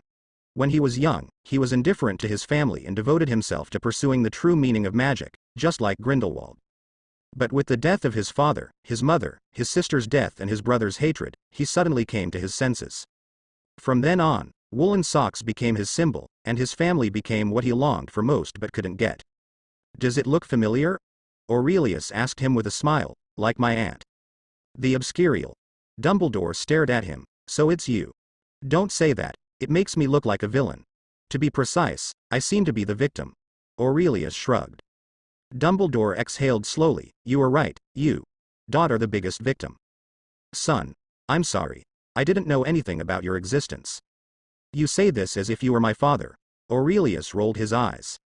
Dumbledore shook his head. If I could care about him a little more, maybe he would confide in me, and I would come to look for you. Maybe I could find you and your mother in time without stuck in that shipwreck. Shipwreck? Aurelius raised his eyebrows. You do not know? Should I know? Dumbledore was confused. He suspected that Aurelius knew, but he couldn't ask unless Aurelius told him. Because objectively, Aurelius was only a few months old when the shipwreck occurred, and he should not have known. There seemed to be a heavy atmosphere in the room. I haven't told him about you yet. At the end of the exchange, Dumbledore put on his coat and gloves, holding the hat in his hand, and turned to say. They all knew who Dumbledore was talking about. Aberforth Dumbledore, the physical father of Aurelius's body. Then don't tell him, Aurelius said decisively. Dumbledore was startled. He seemed a little sad. My child, don't you want to go home? Aurelius shook his head. Home? Do I have this concept? Home is where your family is. These are Dumbledore's true words. He longed for his former home, but he couldn't go back to the people. His father died in Azkaban, his mother was killed by his sister's obscurity, and her sister died in a dispute, and the only remaining brother also hated him because of his sister's death. He still has his family alive, but he is like a wandering ghost with no home. This is the secret that people trust in Dumbledore's heart and can never let go. He hopes to get Aurelius back, he hopes to make a home, like a home. Maybe, but are you family? You and he and I only have a common ancestor by blood, and I have known you for less than half an hour. Aurelius said quietly, Albus, I think I am a member of Dumbledore. I live in the Kingdom of Magnesium, and everything I am familiar with is in the kingdom of Magnesia. Dumbledore took a deep breath and nodded. Okay. I respect your choice, Aurelius, but please forgive me, I can't promise you to keep things secret from Aberforth. I will convey all this to him. Have a right and deserve to know. Why do I think he seems to be accommodating to you? Just because you have been living in exile for so many years, he is apologetic? Nagini asked doubtfully. Of course it's more than that. There are reasons for this, but more importantly, it's Obscurus. Aurelius closed the door and explained. Oh, by the way, the Obscurus can't live to be 10 years old, Nagini said suddenly. The Obscurus could not live to be 10 years old and had already been broken by Aurelius, but some impressions were not so easy to break. The erosion of the Obscurus by the Obscurus is irreversible. As long as the host lives for a day, this erosion will not stop. Dumbledore's sister is the Obscurus, and he only knows more. In fact, Grindelwald most likely learned about the Obscurial from Dumbledore. In Dumbledore's eyes, every day is a countdown to Aurelius' death. But who isn't? The scary thing is not death, but the anticipation of your own death. It would be a happy thing to find a family member who has been lost for many years, but the bad news is that the lost family member is approaching the end of his life. This is Aurelius in Dumbledore's eyes. This is why Dumbledore clearly knew that Aurelius had strange things and behaviors, but he pretended not to see it and accommodated Aurelius again and again. It doesn't even make him look like him anymore. Dumbledore is not perfect, in fact he has a fatal weakness, his family. In other words, after all, Dumbledore regretted and blamed himself for those things. This was his destiny, and even led to his death decades later. Phew. The summer was hot, but Dumbledore's hands and feet felt cold. He didn't come here to ask questions. Of course, asking some questions and satisfying some curiosity is also one of the purposes, but it is not the main purpose. His main purpose was to see if Aurelius was really a member of the Dumbledore family. He never knew that his brother who hated him actually had a child. Maybe this is the consequences. They are obviously brothers, but now they are living in such an embarrassing situation. The result is of course confirmed, this is the fact. But the worst thing is that his nephew, whom he only met today, is already dead. He has the same disease as his sister, but he has grown so big. This is really a big discovery worthy of winning a prize, but I would rather not have this discovery. Dumbledore showed much pain. 30 years ago, he saw the loss of his sister with his own eyes. My nephew suffered the same fate as his sister, and the scene he didn't want to remember replayed in front of his eyes again and again. Aberforth, it's time for us to talk. Dumbledore took a deep look at Aurelius waving at the window, raised his legs, and disappeared. What a terrifying magical attainment. You can use apparition for this purpose. You are worthy of Dumbledore. Aurelius marveled.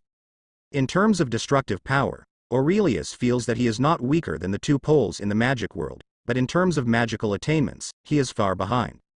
One person has reached the pinnacle of white magic, and one has reached the highest level of black magic. Aurelius has super magical talent, he is sure of this, but how could those two not be the same? After studying magic for half a year, you want to compare yourself with the two most powerful wizards in the wizarding world? Alas, I haven't practiced enough. One's own family knows one's own affairs. Aurelius knew that magic was just a tool for him, and he could not devote himself to it. Squatting in a room studying magic all your life? It's uncomfortable to think about it. He only does things that interest him. He does not learn all magic in general, his goals are clear: attack, defense, escape and control. Attack and kill enemies, defend and protect yourself, run away even if you can't defeat them, control your subordinates, and win power. When Dumbledore didn't come, Aurelius was always thinking about it, but when Dumbledore came, he came as soon as he came. It's nothing more than solving a few odds and ends. You are leisurely, living in a hotel, studying blood spells, and practicing magic. He was not in a hurry, but someone forgot. New York, City Island. Several wizards in solemn black robes were waiting with their heads lowered. Grindelwald apparates. He's still in New York? Everyone thought he drove back to Europe. Did you find it? Not yet. The leading woman said softly. No? Grindelwald's strange eyes stared at her displeased. Ly. I gave you 2 months, but you got nothing? Credence. It's like he disappeared out of thin air, or he was hiding. A wizard who has been exposed to magic for less than a year can escape the search of my most loyal and capable subordinates. Do you want to tell me this? Grindelwald's eyes swept across the members of the Wiccan party, and the contacts came one after another. He lowered his head. Perhaps. Abernathy, who was inconspicuous in the crowd, suddenly opened his mouth, but was frightened by Grindelwald's eyes and closed his mouth. Maybe what?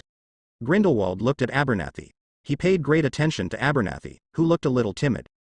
His other followers did not understand the special treatment he gave Abernathy, and they did not think highly of Abernathy's abilities. But Grindelwald won't.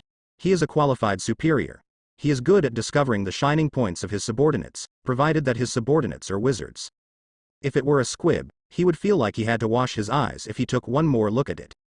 When he was pretending to be Graves, he discovered that Abernathy, a standard workplace veteran, seemed to have a special ability. He seemed to be able to find himself whenever he wanted to find himself. Of course, the premise is that he didn't deliberately hide his traces. I mean, maybe he left New York, Abernathy said. Huh? Grindelwald frowned. What do you think? Abernathy calmed down his nervousness and smoothed his thoughts. I have heard of the name Credence. Tina Goldstein once reported an unregistered wizard to the Ministry of Security. In the report point out that Credence lived in the Nomage world since he was a child until he met you. Meeting me? Does it have anything to do with this? He said you taught him magic. That's nonsense. Grindelwald sulked. He promised to teach Credence magic, and he sincerely wants to teach Credence magic now, but he has never taught him magic.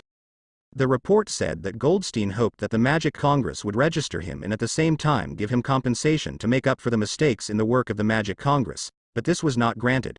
Chairman Pickery designated him as a stowaway wizard. Was originally going to be forcibly deported, but I don't know why I changed my mind later.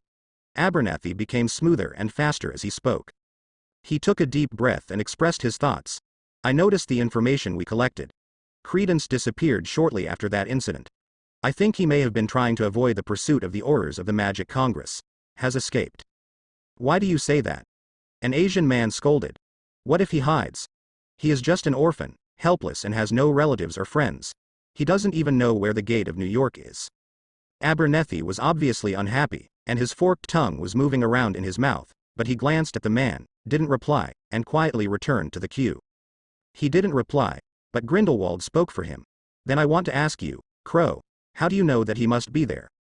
I don't know, but now that you have been looking for him for 2 months, have you found him?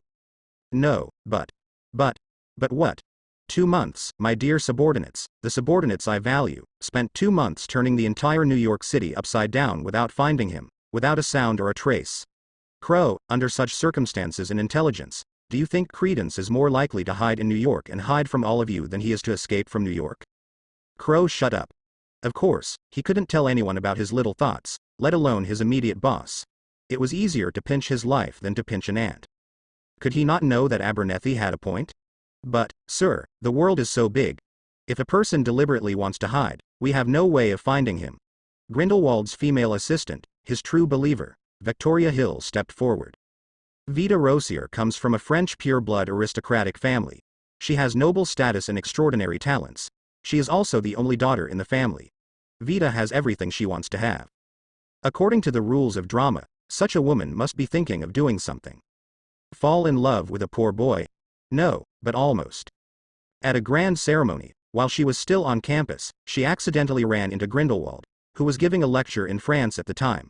She was convinced by it, and she began to collect Grindelwald's words, study them, and believe in them. The more she believes, the higher Grindelwald's status is in her heart. She is like Icarus who wants to fly to the sun. The closer she gets to Grindelwald, the deeper she sinks. But she obviously doesn't feel like Icarus. She is right next to the person she admires most. She is right next to her son. She regarded Grindelwald as a god, which allowed her to gain Grindelwald's trust, and she also became the person who is more powerful than one person among the Wiccan party. But it also makes others a little afraid of her.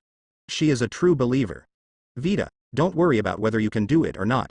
You will only know if you can do it. Grindelwald's voice softened a lot. He gently straightened Vita's wrinkled veil and said, don't be confused. Find your destination and be smart. Credence can only speak English, so the direction of his escape can exclude Asia. People who escape often deliberately stay far away from the place of escape. What better place than halfway across the world? Suitable. The beautiful eyes under Vita's veil flashed. Europe. There are many countries, the situation is complex, and the most important thing is that the language is fluent. Great. Let's do it. Vita immediately made a salute, which was the supreme etiquette of their witchcraft party. Please rest assured. Europe is our territory, and as long as he is in Europe, we will definitely not be able to hide him. Grindelwald nodded, and the members of the internet party who received the order disappeared one by one. In fact, Grindelwald was also guessing. Although it sounded logical, it was definitely not true. What really made Grindelwald guess that Aurelius was in Europe was that he had just been reminded by Abernathy and then recalled the original prophecy scene. Aurelius was fighting someone. The place where they were fighting was a street. Through the limited screen, Grindelwald discovered that it was a block with typical European-style buildings on both sides. He thought it was the Magnesium country. After all, the Magnesium country and Europe were of the same origin, and it was not unusual for the architectural styles to be the same. He felt that he was familiar with Aurelius's character, and felt that it would be difficult for Aurelius to escape from the only city he was familiar with. Unfortunately, he miscalculated. Not only did he miscalculate when facing Aurelius, he also miscalculated in the original plot. He didn't expect that Credence's obsession with finding his life experience would be so great. He didn't know this. He was very busy and had no time to care about the life experience of a squib destined to be discarded by him, until Credence showed his power. Aurelius didn't know that Grindelwald, who had escaped from prison, was gathering his followers to hurriedly search for his traces all over the world. But he could guess. This is not a complicated question. Aurelius had thought of it as early as 2 months ago when he saw the news about Grindelwald's prison escape. It was also from that time that Aurelius reduced his energy in studying blood spells and began to increase his time practicing magic. In addition to magic, Aurelius also has the heritage of a summoner. He has also practiced the blade code for more than half a year, but he can only be said to be a beginner. The hard work and experience of so many warriors in Valoran are not so easy to learn. For more than half a year, he has just entered the door. As for the summoner's ability, his improvement is limited. Valoran summoners are not like those in the game. You can level up by playing a few games. It also takes a lifetime to learn and study. How many summoners die without learning all the summoner skills? However, Aurelius already had an idea of Obscurus's development path. He planned to let Obscurus take the magic warrior route. What is a magic warrior? Heroes in Valoran can be basically divided into 2 categories, physical and magical. The characteristics of heroes can be subdivided into warriors, mages, tanks, assassins, auxiliaries and shooters. Then each positioning can be further subdivided. For example, warriors can be further subdivided into light warriors and heavily armed warriors. Warriors are positioned between assassins and tanks. Lightly armed warriors prefer assassins and focus on lethality. Their main focus is kill the opponent and no one can hurt me. Heavy armed warriors prefer tanks and believe that only by living can you have something. Of course, these positionings are not absolute, it still depends on the hero himself. The so-called magic warriors are warriors who focus on spell damage. The game needs balance, but Aurelius doesn't want it. He wants his Obscurus to become a hexagonal numerical monster. Can fight, resist, milk and run. But this is not very realistic. Aurelius still prefers light warriors. Obscurus itself has strong survivability. It can also disapparate, and its summoner skills include escape skills such as teleportation and flash, so it is king to be able to deal damage. It's almost time to gather the runes. Power. Runes are unique to Valoran. Summoners created runes to enhance the hero's combat power by observing and studying the creation runes. Although there are 7 runes in the world, the summoners only copied 5. Namely, precision, dominance, wizardry, determination and enlightenment. However, summoners are only people after all, not the entire world of Runeterra. Even imitation runes cannot withstand them all. Summoners can only choose one of them as the main rune and another as the auxiliary rune. But there are not only 20 combinations, and building runes is not done in one go. Each type of rune is to be built gradually.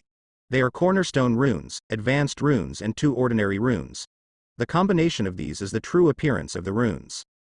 In fact, what has always made Aurelius hesitate has never been the choice of runes, but the positioning of Obscurus's future development direction. In his eyes, there are only witchcraft and determination. It's just a matter of who is in charge and who is in charge. Ignoring other runes is not because other runes are not strong, but because only these 2 runes can exert the greatest value on him. What are his specialties? Why can these 2 runes bring out the greatest value? What is he? A wizard. A powerful wizard, a highly talented wizard. What these wizards have in common is that as long as they are not killed or have any accidents, their lifespans are extremely long. And it just so happens that among the witchcraft and determination runes, there are 2 common runes. Sorcery Department, Gathering Storm. Spell strength or attack power will continue to increase over time.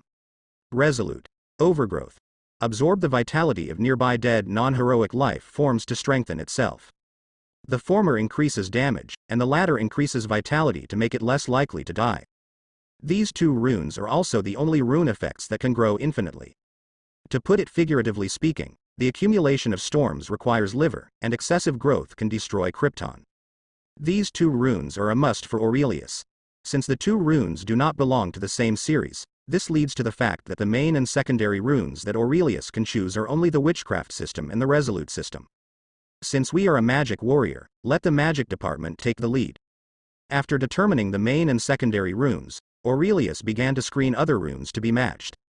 The main department is Witchcraft, and the cornerstone rune Aurelius decided to choose the magical life Ili.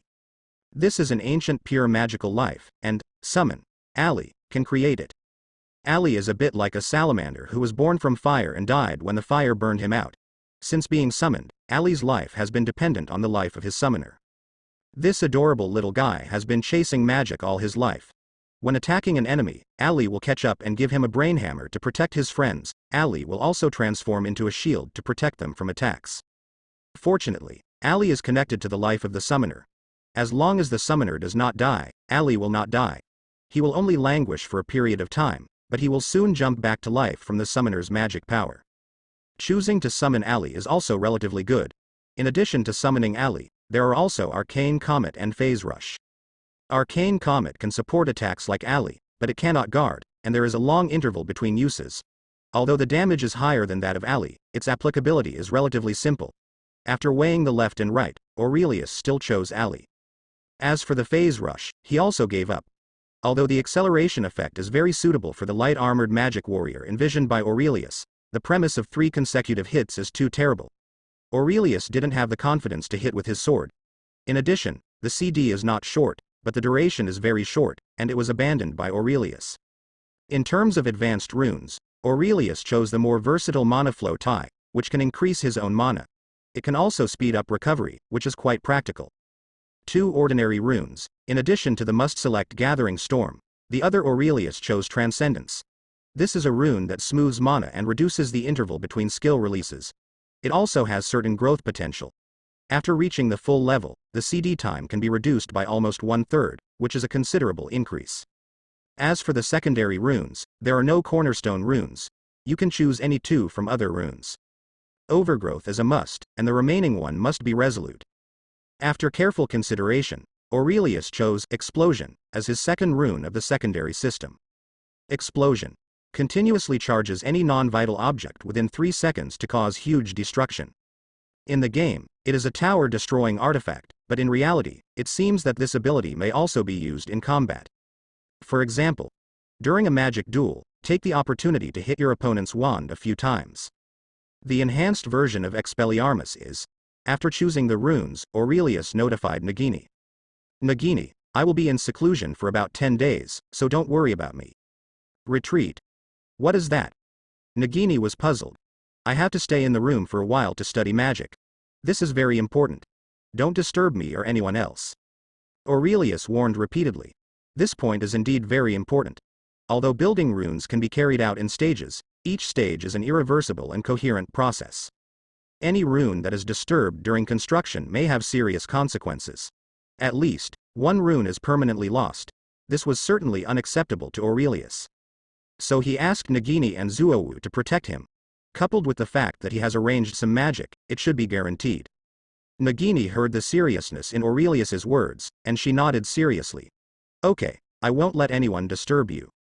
Thanks. Aurelius returned to his room and closed the door. He began to lay magic traps. Wizard spells are interesting in that their effects are not fixed. After these days of study, Aurelius discovered that magic can basically be divided into several categories based on how it is performed. Spells, rituals, potions, alchemy, spirit, soul and life.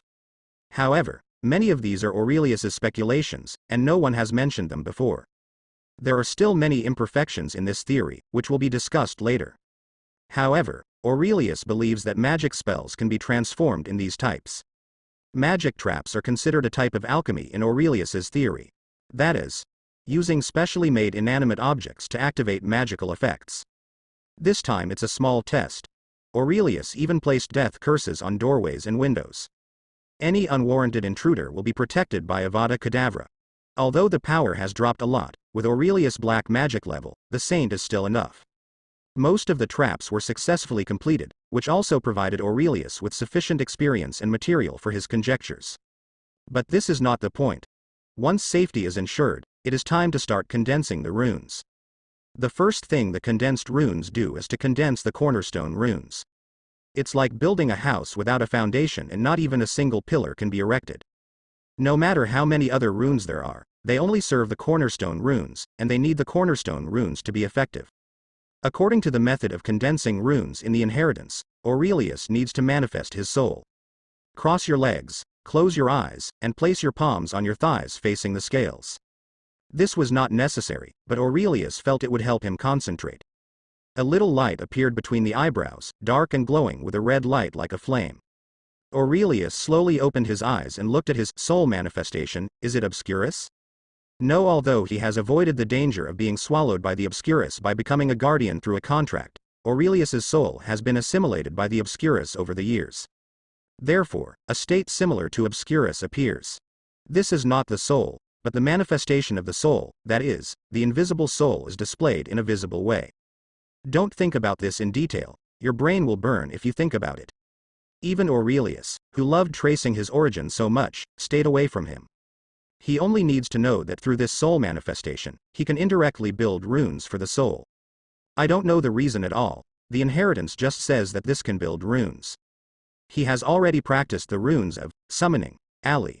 Just like the summoner skills, he only needs a little familiarity with some of the skills in the inheritance to be able to use them skillfully. Rune building is also included. The magic power in the body vibrates like boiling water. Wisps of black and red magic power emanate from the limbs and bones.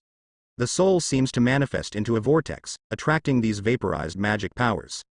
The black and red radiance keeps surging in the soul's manifestation, like a portal to hell. Gradually, a blue light came out from inside. A little life is conceived in it. It's done. Aurelius could sense a trace of connection deep into his soul. Just when he was preparing to welcome his own ally, a sudden change occurred. Cracking. The melodious and crisp chirping was very strange, like a kind of bird, but he had never heard of any bird making such a strange sound. The translucent blue is flashing, the deep black, and the hot red are all mixed together. Bang. Black flames burst out, and a big divine bird with black flames burning on its body burst out from the fire. Bah! Bah! It cheered, as if celebrating its new life. It jumped for joy and spread its wings around the stunned Aurelius. Gu. The flames on the big bird gradually extinguished, and it fell in front of Aurelius, tilting its head and staring at Aurelius with big eyes. Chirp. The big bird came to Aurelius' side, and its huge head kept rubbing Aurelius' palm. Phoenix. Phoenix. Aurelius's mind was at a loss. You, where did you come from? What's happening here? Why did a phoenix escape? Credence owns a black phoenix, and Aurelius knows it. He had also been thinking about when his phoenix would come, or did things change because of his time travel, and the phoenix didn't feel his need, so it stopped coming? This is also very possible. After all, there are many people in the Dumbledore family, and few of them can attract phoenixes. Regarding the phoenix, Darylus's idea is to let it happen. He wasn't that thirsty. But who knew, things in the world can be so wonderful sometimes. If you plant flowers intentionally, they will not bloom, but if you plant willows unintentionally, they will create shade. I didn't think about the phoenix at all, but it came by itself?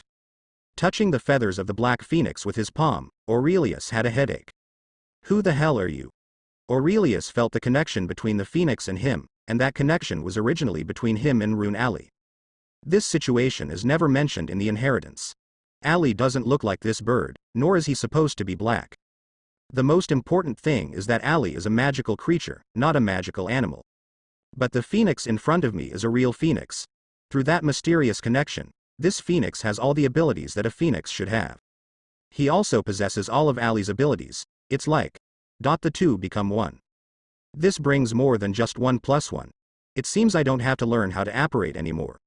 Aurelius looked at its cute and innocent appearance and couldn't help but smile. Although he couldn't understand why it was like this, There was no doubt that it was a good thing, a great thing.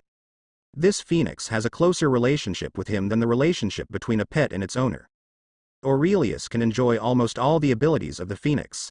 This is an unprecedented enhancement for summon, airy. The original disadvantage of the arcane comet's lack of power was gone, and Aurelius was even more grateful for his foresight. There is no need to communicate, they have the same mind. No need to cultivate, they are closer than brothers. With a thought, the phoenix ignited black flames and disappeared. Although the special effects have changed, Aurelius thinks this is Ali's ability. Iron armor protection. With a wave of the magic wand, the originally silver-white magic shield changed. Magic like burning embers spurted from the tip of the wand. Along with the cry of the phoenix, a flame shield evolved within the shield of the iron armor curse. It does not block the view, but you can vaguely see a proud black phoenix flying above. Really? Aurelius was sure. For some unknown reason, my Ali merged with this strange black phoenix. It has the characteristics of Ali's magical creature and the abilities and characteristics of the original phoenix. Okay, little guy, you killed my Ali, then you can call me Ali. The shield disappeared and the black phoenix reappeared. It seemed to be very dependent on Aurelius, even just now. When they met, he fell in love with the feeling of being patted on the head by Aurelius. I always feel something is weird. Hearing Aurelius name it, Dark Phoenix seemed to like it very much and called out, "Yo-yo," twice. Aurelius was in a good mood and did not take back the Black Phoenix alley anymore, just letting it rest on the hanger. The long march of thousands of miles has only taken one step. There are still a lot of ruins that haven't been built yet. You guys, you've taken all the benefits when you came here. Zoe and I have been with you for so long, and you haven't gotten as many benefits now. Gu? Aurelius went into seclusion in France. But across the strait in England, a pair of strangers reunited again because of him. What are you doing here? Aberforth, who looked somewhat similar to Albus, opened a bar in Hogsmeade, the only wizarding village in Britain. Hog's Head Bar. This is a bar that looks as bad on the inside as it does on the outside. A pig's head dripping with blood is the bar's logo. The bracket that hung the sign on a tattered wooden sign was also stained with rust. The bar is not big, it can even be said to be small. In the magic world where traceless stretch spells are widely used, it is rare that the outside space is as big as the inside space, especially these stores. The whole house was very dark, and there was a strong smell of mutton. Thick dirt accumulated on several windows, making these windows seem to be unable to function as windows themselves. The several wine tables are also made of rough craftsmanship, but each one is shiny, and it is obvious that they have been plated with paste. But there are also advantages. The bright tabletop reflects the scattered candles on the table, making the bar not as dark as a cellar. Can a bar like this have a business? The bar looks more like a slaughterhouse than a tavern. Hey, the business of this bar is much better than expected. Discussing business over a wine table is not a Chinese exclusive. It's hard to find a place for some less serious businesses, and the Pig's Head Bar is a good place. No one is making trouble here, not because Aberforth's surname is Dumbledore, but most people don't even know that Aberforth's surname is Dumbledore. Although Aberforth is not well known, most people don't even know that Albus Dumbledore has a younger brother. But Aberforth's talent cannot be ignored, and he himself is an Archmage-level figure. After all, he was the one who could get involved in the duel between Grindelwald and Albus even though they were several years apart. It's okay if you don't have some skills. Aberforth, who was standing behind the bar wiping his wine glasses, looked at Albus with a cold face. His brother, no one can deny this. But his brother is also the person he least wants to see, no one. As for the other one, he wanted to kill him. You have a child, right? Dumbledore stood in front of the bar. There were no customers in the bar at this time. Aberforth grabbed the rag's hand and raised his head in confusion. What are you talking about? Dumbledore saw the flash of color in his eyes. He didn't want to use legilimency on his brother, which would only put their fragile and pitiful bond to the test again. A few days ago, an old friend of mine came to visit me, and he brought me a piece of news that shocked me. A man calling himself Dumbledore visited the Minister of Magic in Portugal more than 2 months ago. Very young, about 18 or 19 years old. This is impossible. Aberforth said firmly. Dumbledore stared at him, and Aberforth frowned and said, "They are already dead." "He lived and was adopted and raised by a muggle," Dumbledore said. "What?" Aberforth dropped the rag in his hand. "This is my confirmed news. I have met him. On the family tree, there is his name, Aurelius Dumbledore." Dumbledore looked at him. Tell me what happened. Okay. Then I will tell you what I know. I'll tell you. Aberforth shook his head and walked towards a private room in the bar, and Dumbledore followed. The brothers were face to face. They hadn't talked like this for a long time. More than 20 years ago, in the Godric Valley, I met his mother. I was in a very bad mood at that time, you know why. Dumbledore acquiesced, of course, because of that summer of 1899. She was very kind and stayed with me during my most painful years. Then, one day, 19 years ago, I went to look for her, but I couldn't find her. She was expelled because she became pregnant out of wedlock. Aberforth's face, which looked like ice that had not melted for thousands of years, showed a hint of regret and pain. 19 years ago. Dumbledore suddenly remembered something. Was it you who came back from Germany? Yes. Aberforth nodded, and he continued. I wanted to find her. I apparated like crazy, searching every inch of Britain, but when I found her news, by that time, it had been more than a month since the shipwreck occurred. I don't know why she got on the ship to New York. She has no relatives or friends in the United States. Aberforth still can't figure it out until now. That's it. That's it. What about Aurelius? The name. Abu Fu thought for a moment. If there was anything he was proud of, it was his memory. He could remember every guest he had. He can still remember things from decades ago. She talked to me and she said she liked the name Aurelius very much. Okay. I'm sorry. I don't want to peek into your sadness, but it's important. Dumbledore apologized softly, and then said, I'll talk about the rest. Your child is still alive. He luckily escaped the shipwreck and was taken in by a Muggle family. That's good. It seems like he's doing well. Aberforth was absent-minded. A son he had never met. Far less impressive than the girl who slowly walked into his heart. No, my friend from Magnesium told me that he was abused when he was growing up. His adoptive mother was a Muggle who hated wizards extremely. At this point, Dumbledore paused. He didn't know what to tell his brother. What? Aberforth suddenly raised his head. He had a bad feeling. A wizard who grew up abused by a wizard-hating family? He suppressed his magic. Wait. Aberforth stood up, holding the table with both hands, his veins bulging out, and he looked like he was exerting himself. You don't want to tell me that he has become an Obscurial? Dumbledore nodded slowly. Are you kidding? The Obscurus, even if he is really the Obscurus, how could he still be alive? He is at least 19 years old. I think his magic power must be very strong. Only in this way can he survive to this day. Aberforth sat back blankly, his mind was a little confused and he didn't know what to do. I talked with him, and I offered to take him home, but he refused. He knew his life experience but never thought about looking for it. I think he didn't want one. An even more tragic ending. Dumbledore sighed. But the more this happens, the less I can do this. I can't pretend I haven't seen anything. He is our family, Aberforth, his child. Okay, I understand, you can go. Let me think about it. Aberforth covered his face with his hands and began to chase people away coldly. Dumbledore stopped persuading him. He stood up and left with a complicated expression. Aberforth stared at the dark ceiling and kept murmuring. Aurelius, British Ministry of Magic. As the Ministry of Magic deep underground, it relies entirely on magic light sources, making the place full of depth and depression. But the splendid lobby and reception hall dampened this atmosphere. The ground is a dark wooden floor that has been polished to a bright and eye-catching finish. The peacock blue ceiling is inlaid with gleaming golden symbols, which are constantly moving and changing. There were many gilded fireplaces embedded in the walls on both sides of the main hall. People kept coming out of the fireplace on the left, while a wizard who was about to leave walked towards the fireplace on the right. In the middle of the foyer is a fountain, and in the middle of the circular pool stands a group of pure gold statues. The tallest among them is a noble wizard, holding a wand high and pointing straight to the sky. Surrounding him were a beautiful witch, a centaur, a goblin and a house elf.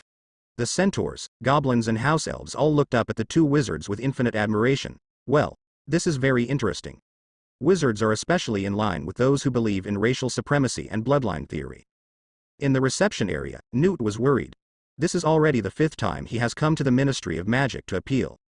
Since leaving New York last year, he returned to the UK to compile and publish Fantastic Beasts and Where to Find Them, which is a great thing and means that his dream has come true. But some things are worse. He had his international travel permission banned by the Ministry of Magic. The reason is the New York incident. Although according to the Magical Congress of Magnesia, it was Grindelwald who caused the New York incident, but Newt still caused big trouble. the British Ministry of Magic was also implicated. The British Ministry of Magic does not have the guts to cause trouble for Grindelwald, but it can cause trouble for Newt. Not only was he reprimanded by the Ministry of Magic, but his travel permission was also revoked. This means that he will not be able to legally travel around the world to study the magical animals he loves so much. This is unacceptable news for a magizoologist. Of course, Newt can travel around the world with his Muggle shield, but without a travel permit from the Ministry of Magic, he will only be able to act as a Muggle, and will not be allowed to cast spells or contact the local magical community. This is very important to him. Newt, who grew up in the wizarding world and was very dependent on magic, couldn't accept it either. Of course, there may be another reason: he made a mistake to a woman. He had promised to give her his books in person, but he obviously couldn't do it as he couldn't leave the country. Perhaps because of my own breach of trust, there was no reply to the letters I sent. This made Newt very distressed. As a result, Newt has been trying to figure out how to get his travel permission back. He wants to restore his license, he wants to continue to study various magical animals, he wants to make up for his breach of trust, he wants to find. Today, he is here to attend the 5th hearing to lift his international travel ban. That's why he came to the Ministry of Magic. Anxiously waiting for the summons, Newt couldn't help but clasp his hands. "They're waiting for you, Newt." Newt looked up when he heard the sound. She was a beautiful girl, but that was not important. What was important was the person, Lita Lestrange. The person he once thought was compatible with his soul was now his sister-in-law. This is really a sad story. Lita. Newt was a little surprised. He couldn't help but ask, "Why are you here?" "Theseus thought it would be nice for me to join the ministry family," Lita replied. Newt looked strange. Did he really say, Ministry of Magic family? It sounds like what my brother said. The atmosphere between the two was tense and awkward, but fortunately the Ministry of Magic's alchemical version of the sweeping robot helped them out. "You haven't been here for dinner." Theseus is a little disappointed. Walking along the corridor, Rita pulled the hair on her forehead and tucked it behind her ears. "We invited you, but you didn't come." Newt replied a little hesitantly. "I've been a little busy, you know, writing and revising books." "He is your brother, and he is willing to stay with you for a while." Rita paused, and then said succinctly, "Me too." Newt lowered his head, not daring to look at her. Maybe Newt is really God's favorite cub, and the bowtruckle Picket he has been hiding in his pocket has come out. "Come in, Picket. Taking magical animals with you. Perhaps it is a common thing for magizoologists, but apparently the Ministry of Magic does not allow it." Watching the interaction between Newt and Picket, Rita seemed to recall the past, and she couldn't help laughing. "Why do strange creatures always love you so much?" "Well, there are no strange creatures," Newt said, suffering from an occupational disease, but Lita took over the conversation. The two of them almost said in unison, "It's because people are narrow-minded. It's because people are narrow-minded. The atmosphere is getting worse and worse. Newt, she is no longer your old friend, she is your sister-in-law now." "How long was it before you last said that to Prendergast?" Lita teased. "That time was a month, you know." Rita thought of her childish behavior. "I put a big dung egg under the desk to accompany you, remember?" "Huh." Two old friends told about the past, and the atmosphere was warm, but when a tall and thin figure came, the atmosphere was gone. Theseus Scamander, Newt's brother and Lita's fiancé. The relationship between this family is also really difficult. Theseus didn't know that Newt and Lita had been keeping each other warm in school. They were two isolated souls who became friends. All I can say is that they are worthy of being brothers, both of them have the same aesthetics. After Newt left school, they almost never met again. Over the past 10 years, Rita got to know Theseus. They also fought side by side and finally agreed to Theseus' pursuit. Ridicule is ridicule. There are some things that need to be clarified and proved by Tenuit for Rita. Newt may have had some teenage feelings for Lita, his former best friend, but they never got together after all. The youthful feelings in their youth ended without a cure, but now, they have grown up. Remembering the past together does not mean falling into the past. Life always comes first. Theseus Scamander, a fine young man. This is a common knowledge of the Ministry of Magic. Compared to his younger brother who always loves to get into trouble, Theseus's resume is so luxurious that it's hard to believe. Theseus also graduated from Hufflepuff College at Hogwarts, but he had excellent grades and became an Auror as soon as he graduated. 10 years ago, Theseus and a large number of wizards participated in World War I and won the title of War Hero. After that, Theseus experienced great achievements in his job as an Auror, and before he was 40 years old, he took up the position of director of the Auror office.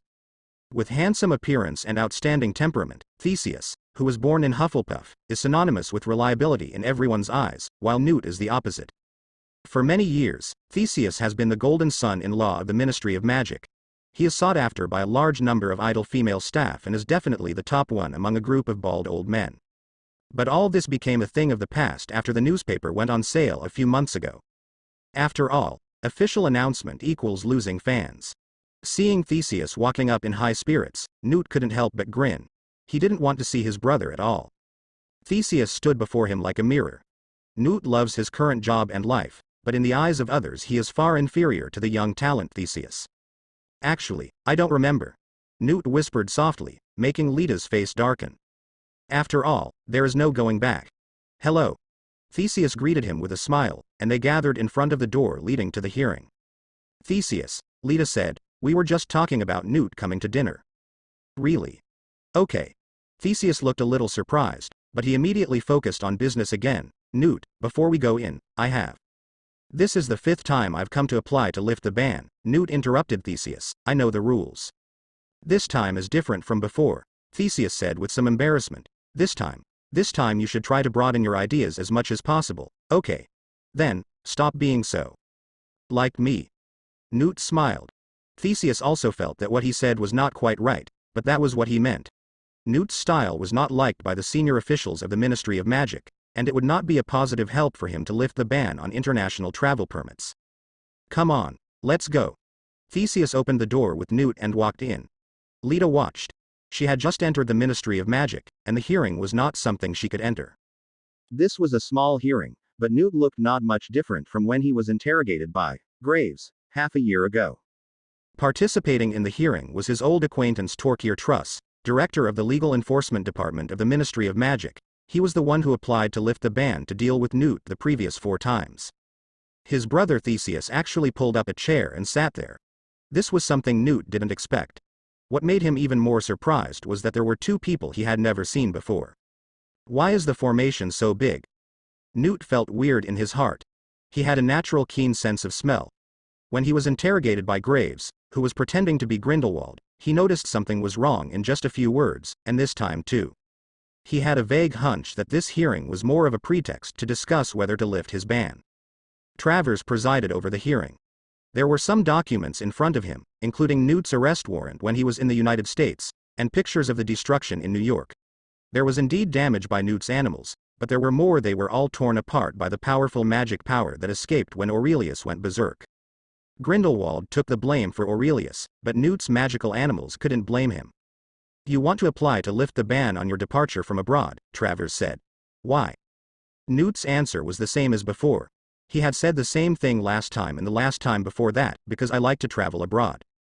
The persons prohibited from leaving the country are incooperative and evasive about the reasons for their previous departure. A white-haired old man muttered with a thick German accent, but his voice could be heard clearly by everyone present. Newt didn't like him, especially the scars on his face and chin. Newt recognized at a glance that they were bite marks from the sheep-eating beast, a magical creature unique to America. It should be a young sheep-eating beast, otherwise there would be no wounds left, but the entire neck would be amputated. That's right, this white-haired German guy is none other than Rudolf Spillman, who was sent to the Magical Congress of Magnesium to extradite Grindelwald and let him escape more than 2 months ago. Because Grindelwald escaped from prison in his hands and almost lost his life, and his face was disfigured by a sheep-eating beast, the little old man had a hard time in the past 3 months. He was hiding in the hospital like an ostrich. He hoped that it was all a dream and that when he came out of the hospital, he would still be the famous wizard. But he didn't understand the reality. Apparently, the facts would not follow his wishes, and his reputation plummeted, and he still wants to maintain the same airs as before. Travers looked at him displeased. Old boy, you were overstepping your bounds. That was just a field trip, sir. To collect information for the book I was writing about magical animals. Newt hated this kind of communication, but how could anyone not bow his head under the roof? Who asked him to beg now?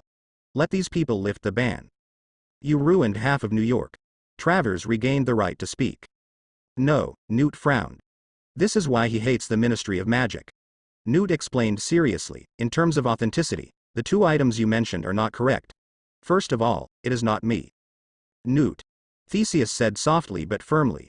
Newt closed his mouth and frowned. He didn't know why Theseus wanted him to shut up. Wasn't this tantamount to acquiescence? Can he take the blame? But Newt believed in Theseus. Maybe they had differences on some points of view, but he knew that Theseus was his brother and would not harm him. At this time, another black strange wizard spoke. Mr. Scamander, you are obviously frustrated, and to be honest, we are too. In the spirit of concession negotiation, we are willing to make a motion. What kind of motion? The committee agreed to revoke your travel ban on one condition. Travers said. He leaned forward slightly, but unexpectedly, with such a small pause, Rudolph began to grab the words. You join the Ministry of Magic and are assigned to your brother's department. Without thinking, Newt shook his head and refused. No, but seeing Theseus's expression, Newt remembered Theseus's instructions just now, so he began to explain. Theseus is an orator, but his talents are in other areas.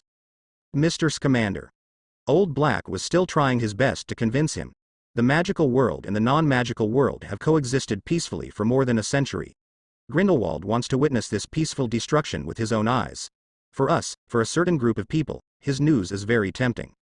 Many pure-blood wizards believe in the innate right to rule, not just our world but the non-magical world as well, and they see Grindelwald as their hero, and Grindelwald sees Credence as the one who makes everything come true. Via. Wait a minute. Newt suddenly stopped, with a surprised expression on his face. Who are you talking about? Credence. Our information only tells us this name. Ever since he escaped from prison, Grindelwald has been frantically looking for such a person. Travers stared at him. You seem to know something? Newt frowned and recalled. This name sounds so familiar. I seem to have heard it somewhere before. The old black man said excitedly. Really? Mr. Scamander, take a good look and confirm. The old black man waved his wand. The tabletop rippled like water, and Aurelius's appearance appeared inside. It's him. Newt suddenly remembered. Credence, he has heard this name before. He heard it from Tina. When they were executed at Magical Congress, Newt saw it in Tina's memory. Later, during the chat, he learned that was the reason why Tina lost her position as Auror. Because she couldn't bear the mistreatment of a child by a muggle, she cast a curse on the muggle in public. The abused child is called Credence. Do you really know him? Then do you know where he is? This is very important, Mr. Scamander. Lao He couldn't help but stood up excitedly and asked. Newt glanced at him in surprise. He didn't know why this boy was so important. This seems to have nothing to do with my hearing, right? Mr. Guzman. Travers pulled Old Black down and motioned for him to calm down, then turned to Newt. Mr. Scamander, I can make you a promise, as long as you help us find him, your ban it can be lifted now. Newt was puzzled. What happened to this boy? Why is Grindelwald looking for him? Why are you looking for him again? This is not something you should care about. You can even regard this as a deal. Not only can you lift the ban, but you can also become a war hero. Travers crossed his hands on the table and stared at Newt, waiting for his reply. Find him and then what? What then? Protect him, of course. Are you sure you want to protect him? Not kill him? Newt said with a hint of sarcasm. Mr. Scamander. Please watch your words. We are the Ministry of Magic and law enforcers. How could we kill a child for no reason? Travers was annoyed. Hey, Scamander is still stubborn. A sinister voice sounded from behind the marble pillars, and a sinister middle-aged wizard came out with a sinister smile. All because of the hideous scars on his face. Newt immediately glared at each other. What is he doing here? Newt. Theseus runs out chasing Newt. Newt was furious and didn't want to pay attention to Theseus at all. The behavior of the Ministry of Magic made him angry. Newt. What are you doing? Theseus was also very annoyed. You think I'm different from you and want to use Grimson? Isn't it? You are crazy. You are being raped by Grindelwald and his followers. Do you know what you are doing? Don't you know who Grimson is? Newt asked Theseus, because you're too weak. I'll take over the job you can't do. Look what he said. We just want to find him. Grimson can track any magical animal no matter how rare it is. We need this tracking method. You can do it too. I finally convinced others that wants you to do it. I don't want to use Grimson as much as you do. Newt looked at his brother in disbelief. Because of this, you found Grimson? His men have never survived. Having said this, Theseus was also a little lacking in confidence. He leaned against the wall dejectedly, holding his hair with both hands. Some people say, if you can't find it, you can't let Grindelwald find it. So a borrowed knife? Put it all on a notorious hunter of magical animals? For magic and justice? Newt sneered. I recommend you for this job just because I don't want to do it. We don't know what this boy means to Grindelwald, but after he escapes from prison, he will launch his followers to search New York day and night for several months just to finding him means that he is very important to Grindelwald, and being important to Grindelwald means he is the biggest threat to us. Theseus closed his eyes tightly, but you messed up, they will definitely hire Green Johnsons. Newt, we still have a chance. That is an innocent child who should not be a victim of war. Now, come back with me, take this job, find him before Grindelwald, and bring him back, for. Don't tell me about justice. I can't and will never allow your so-called justice. Newt refused sharply. Stop being a coward, it's time to see the reality. Newt. Theseus grabbed his shoulders and stared at Newt. You have no option to escape, this is selfish and irresponsible. Any people, everyone has to choose a side. You are no exception. Newt lowered his head and almost said a few words through his teeth. I don't choose. After saying that, Newt turned around and was about to leave, but was stopped by Theseus calling him repeatedly. Newt, you keep saying you don't agree with our justice, so what is your justice? Well, you said we want to kill the child, but what about you? Just complain and criticize incompetently here. You want how to do it? Okay, now you know we are going to kill that child. What about you? Or run away? Do nothing to save him? Cut off the relationship? Be like 10 White Lotus farts? Newt was stunned. Is this him? Seems to be. But he definitely doesn't want to be the White Lotus that Theseus talks about. Come here. Theseus walked over with open arms and held Newt in his arms. Be careful, their people are watching you. Newt looked at his brother inexplicably. Theseus stopped Newt with his eyes, and then his voice became louder. If you are not, then you must take this job, whether it is for you or the child. Think carefully. Theseus patted him on the shoulder. Newt left with a sullen expression. Grimson, if Newt is asked to choose one person he hates the most, it must be this Grimson. He is the most notorious hunter of magical animals in the world, if not one. He will do anything for money. This was something Newt couldn't tolerate, and their first encounter was in the mountains of Latvinia. For the horns of the horned beasts, Grimson killed the last pair of horned beasts in existence. Although the horned camel was ultimately rescued by Newt and prevented the extinction of this magical creature, it seemed that he had foiled Grimson's plan, but this could not conceal Grimson's evil deeds. In the past 30 years when Grimson was active, at least 7 magical creatures were exterminated at his hands, and over 10,000 magical creatures died at his hands. He alone accounts for more than half of the world's black market magical animal trade. He is like the opposite of Newt, who is also familiar with magical animals, but Newt protects them out of love, while Grimson kills them for money. Grimson is a wanted criminal in half of the world's Ministry of Magic, but such a person appears openly in the British Ministry of Magic, even as comfortable as his own home. This is extremely ironic. In the name of justice, you have to invite a heinous criminal to do something. This made Newt even more disgusted with the Ministry of Magic. What should I do? Newt was confused. He didn't want to get involved in the affairs of the Ministry of Magic and Grindelwald. He didn't like either side. Reminded by Theseus, Newt discovered the stalker behind him and used a little trick to escape the pursuit. Just as he was about to leave, a glove appeared out of thin air, making Newt feel at ease. He recognized the owner of the gloves, who was his respected commander and the person he trusted, Albus Dumbledore. Glove pointed towards the roof of the building opposite the corner, and he saw Dumbledore waving to him. Looking at the glove stretched out to shake his hand, Newt smiled knowingly, and he still did so. Holding the glove, the follower reveals himself. The next moment they arrived at the rooftop of building, where Dumbledore had been waiting for a long time. Dumbledore. Newt watched Dumbledore turn around and couldn't help laughing.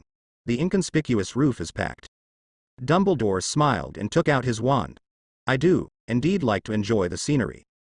The fog is coming. The thick fog emerged from the tip of Dumbledore's wand and enveloped the entire London in the blink of an eye. What a terrible curse. Newt is also capable of this magical spell of mist.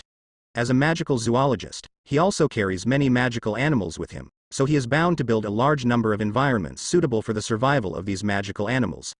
Weather magic is undoubtedly the best choice. Newt's weather magic is very good, but it pales in comparison to the mist that Dumbledore is currently using.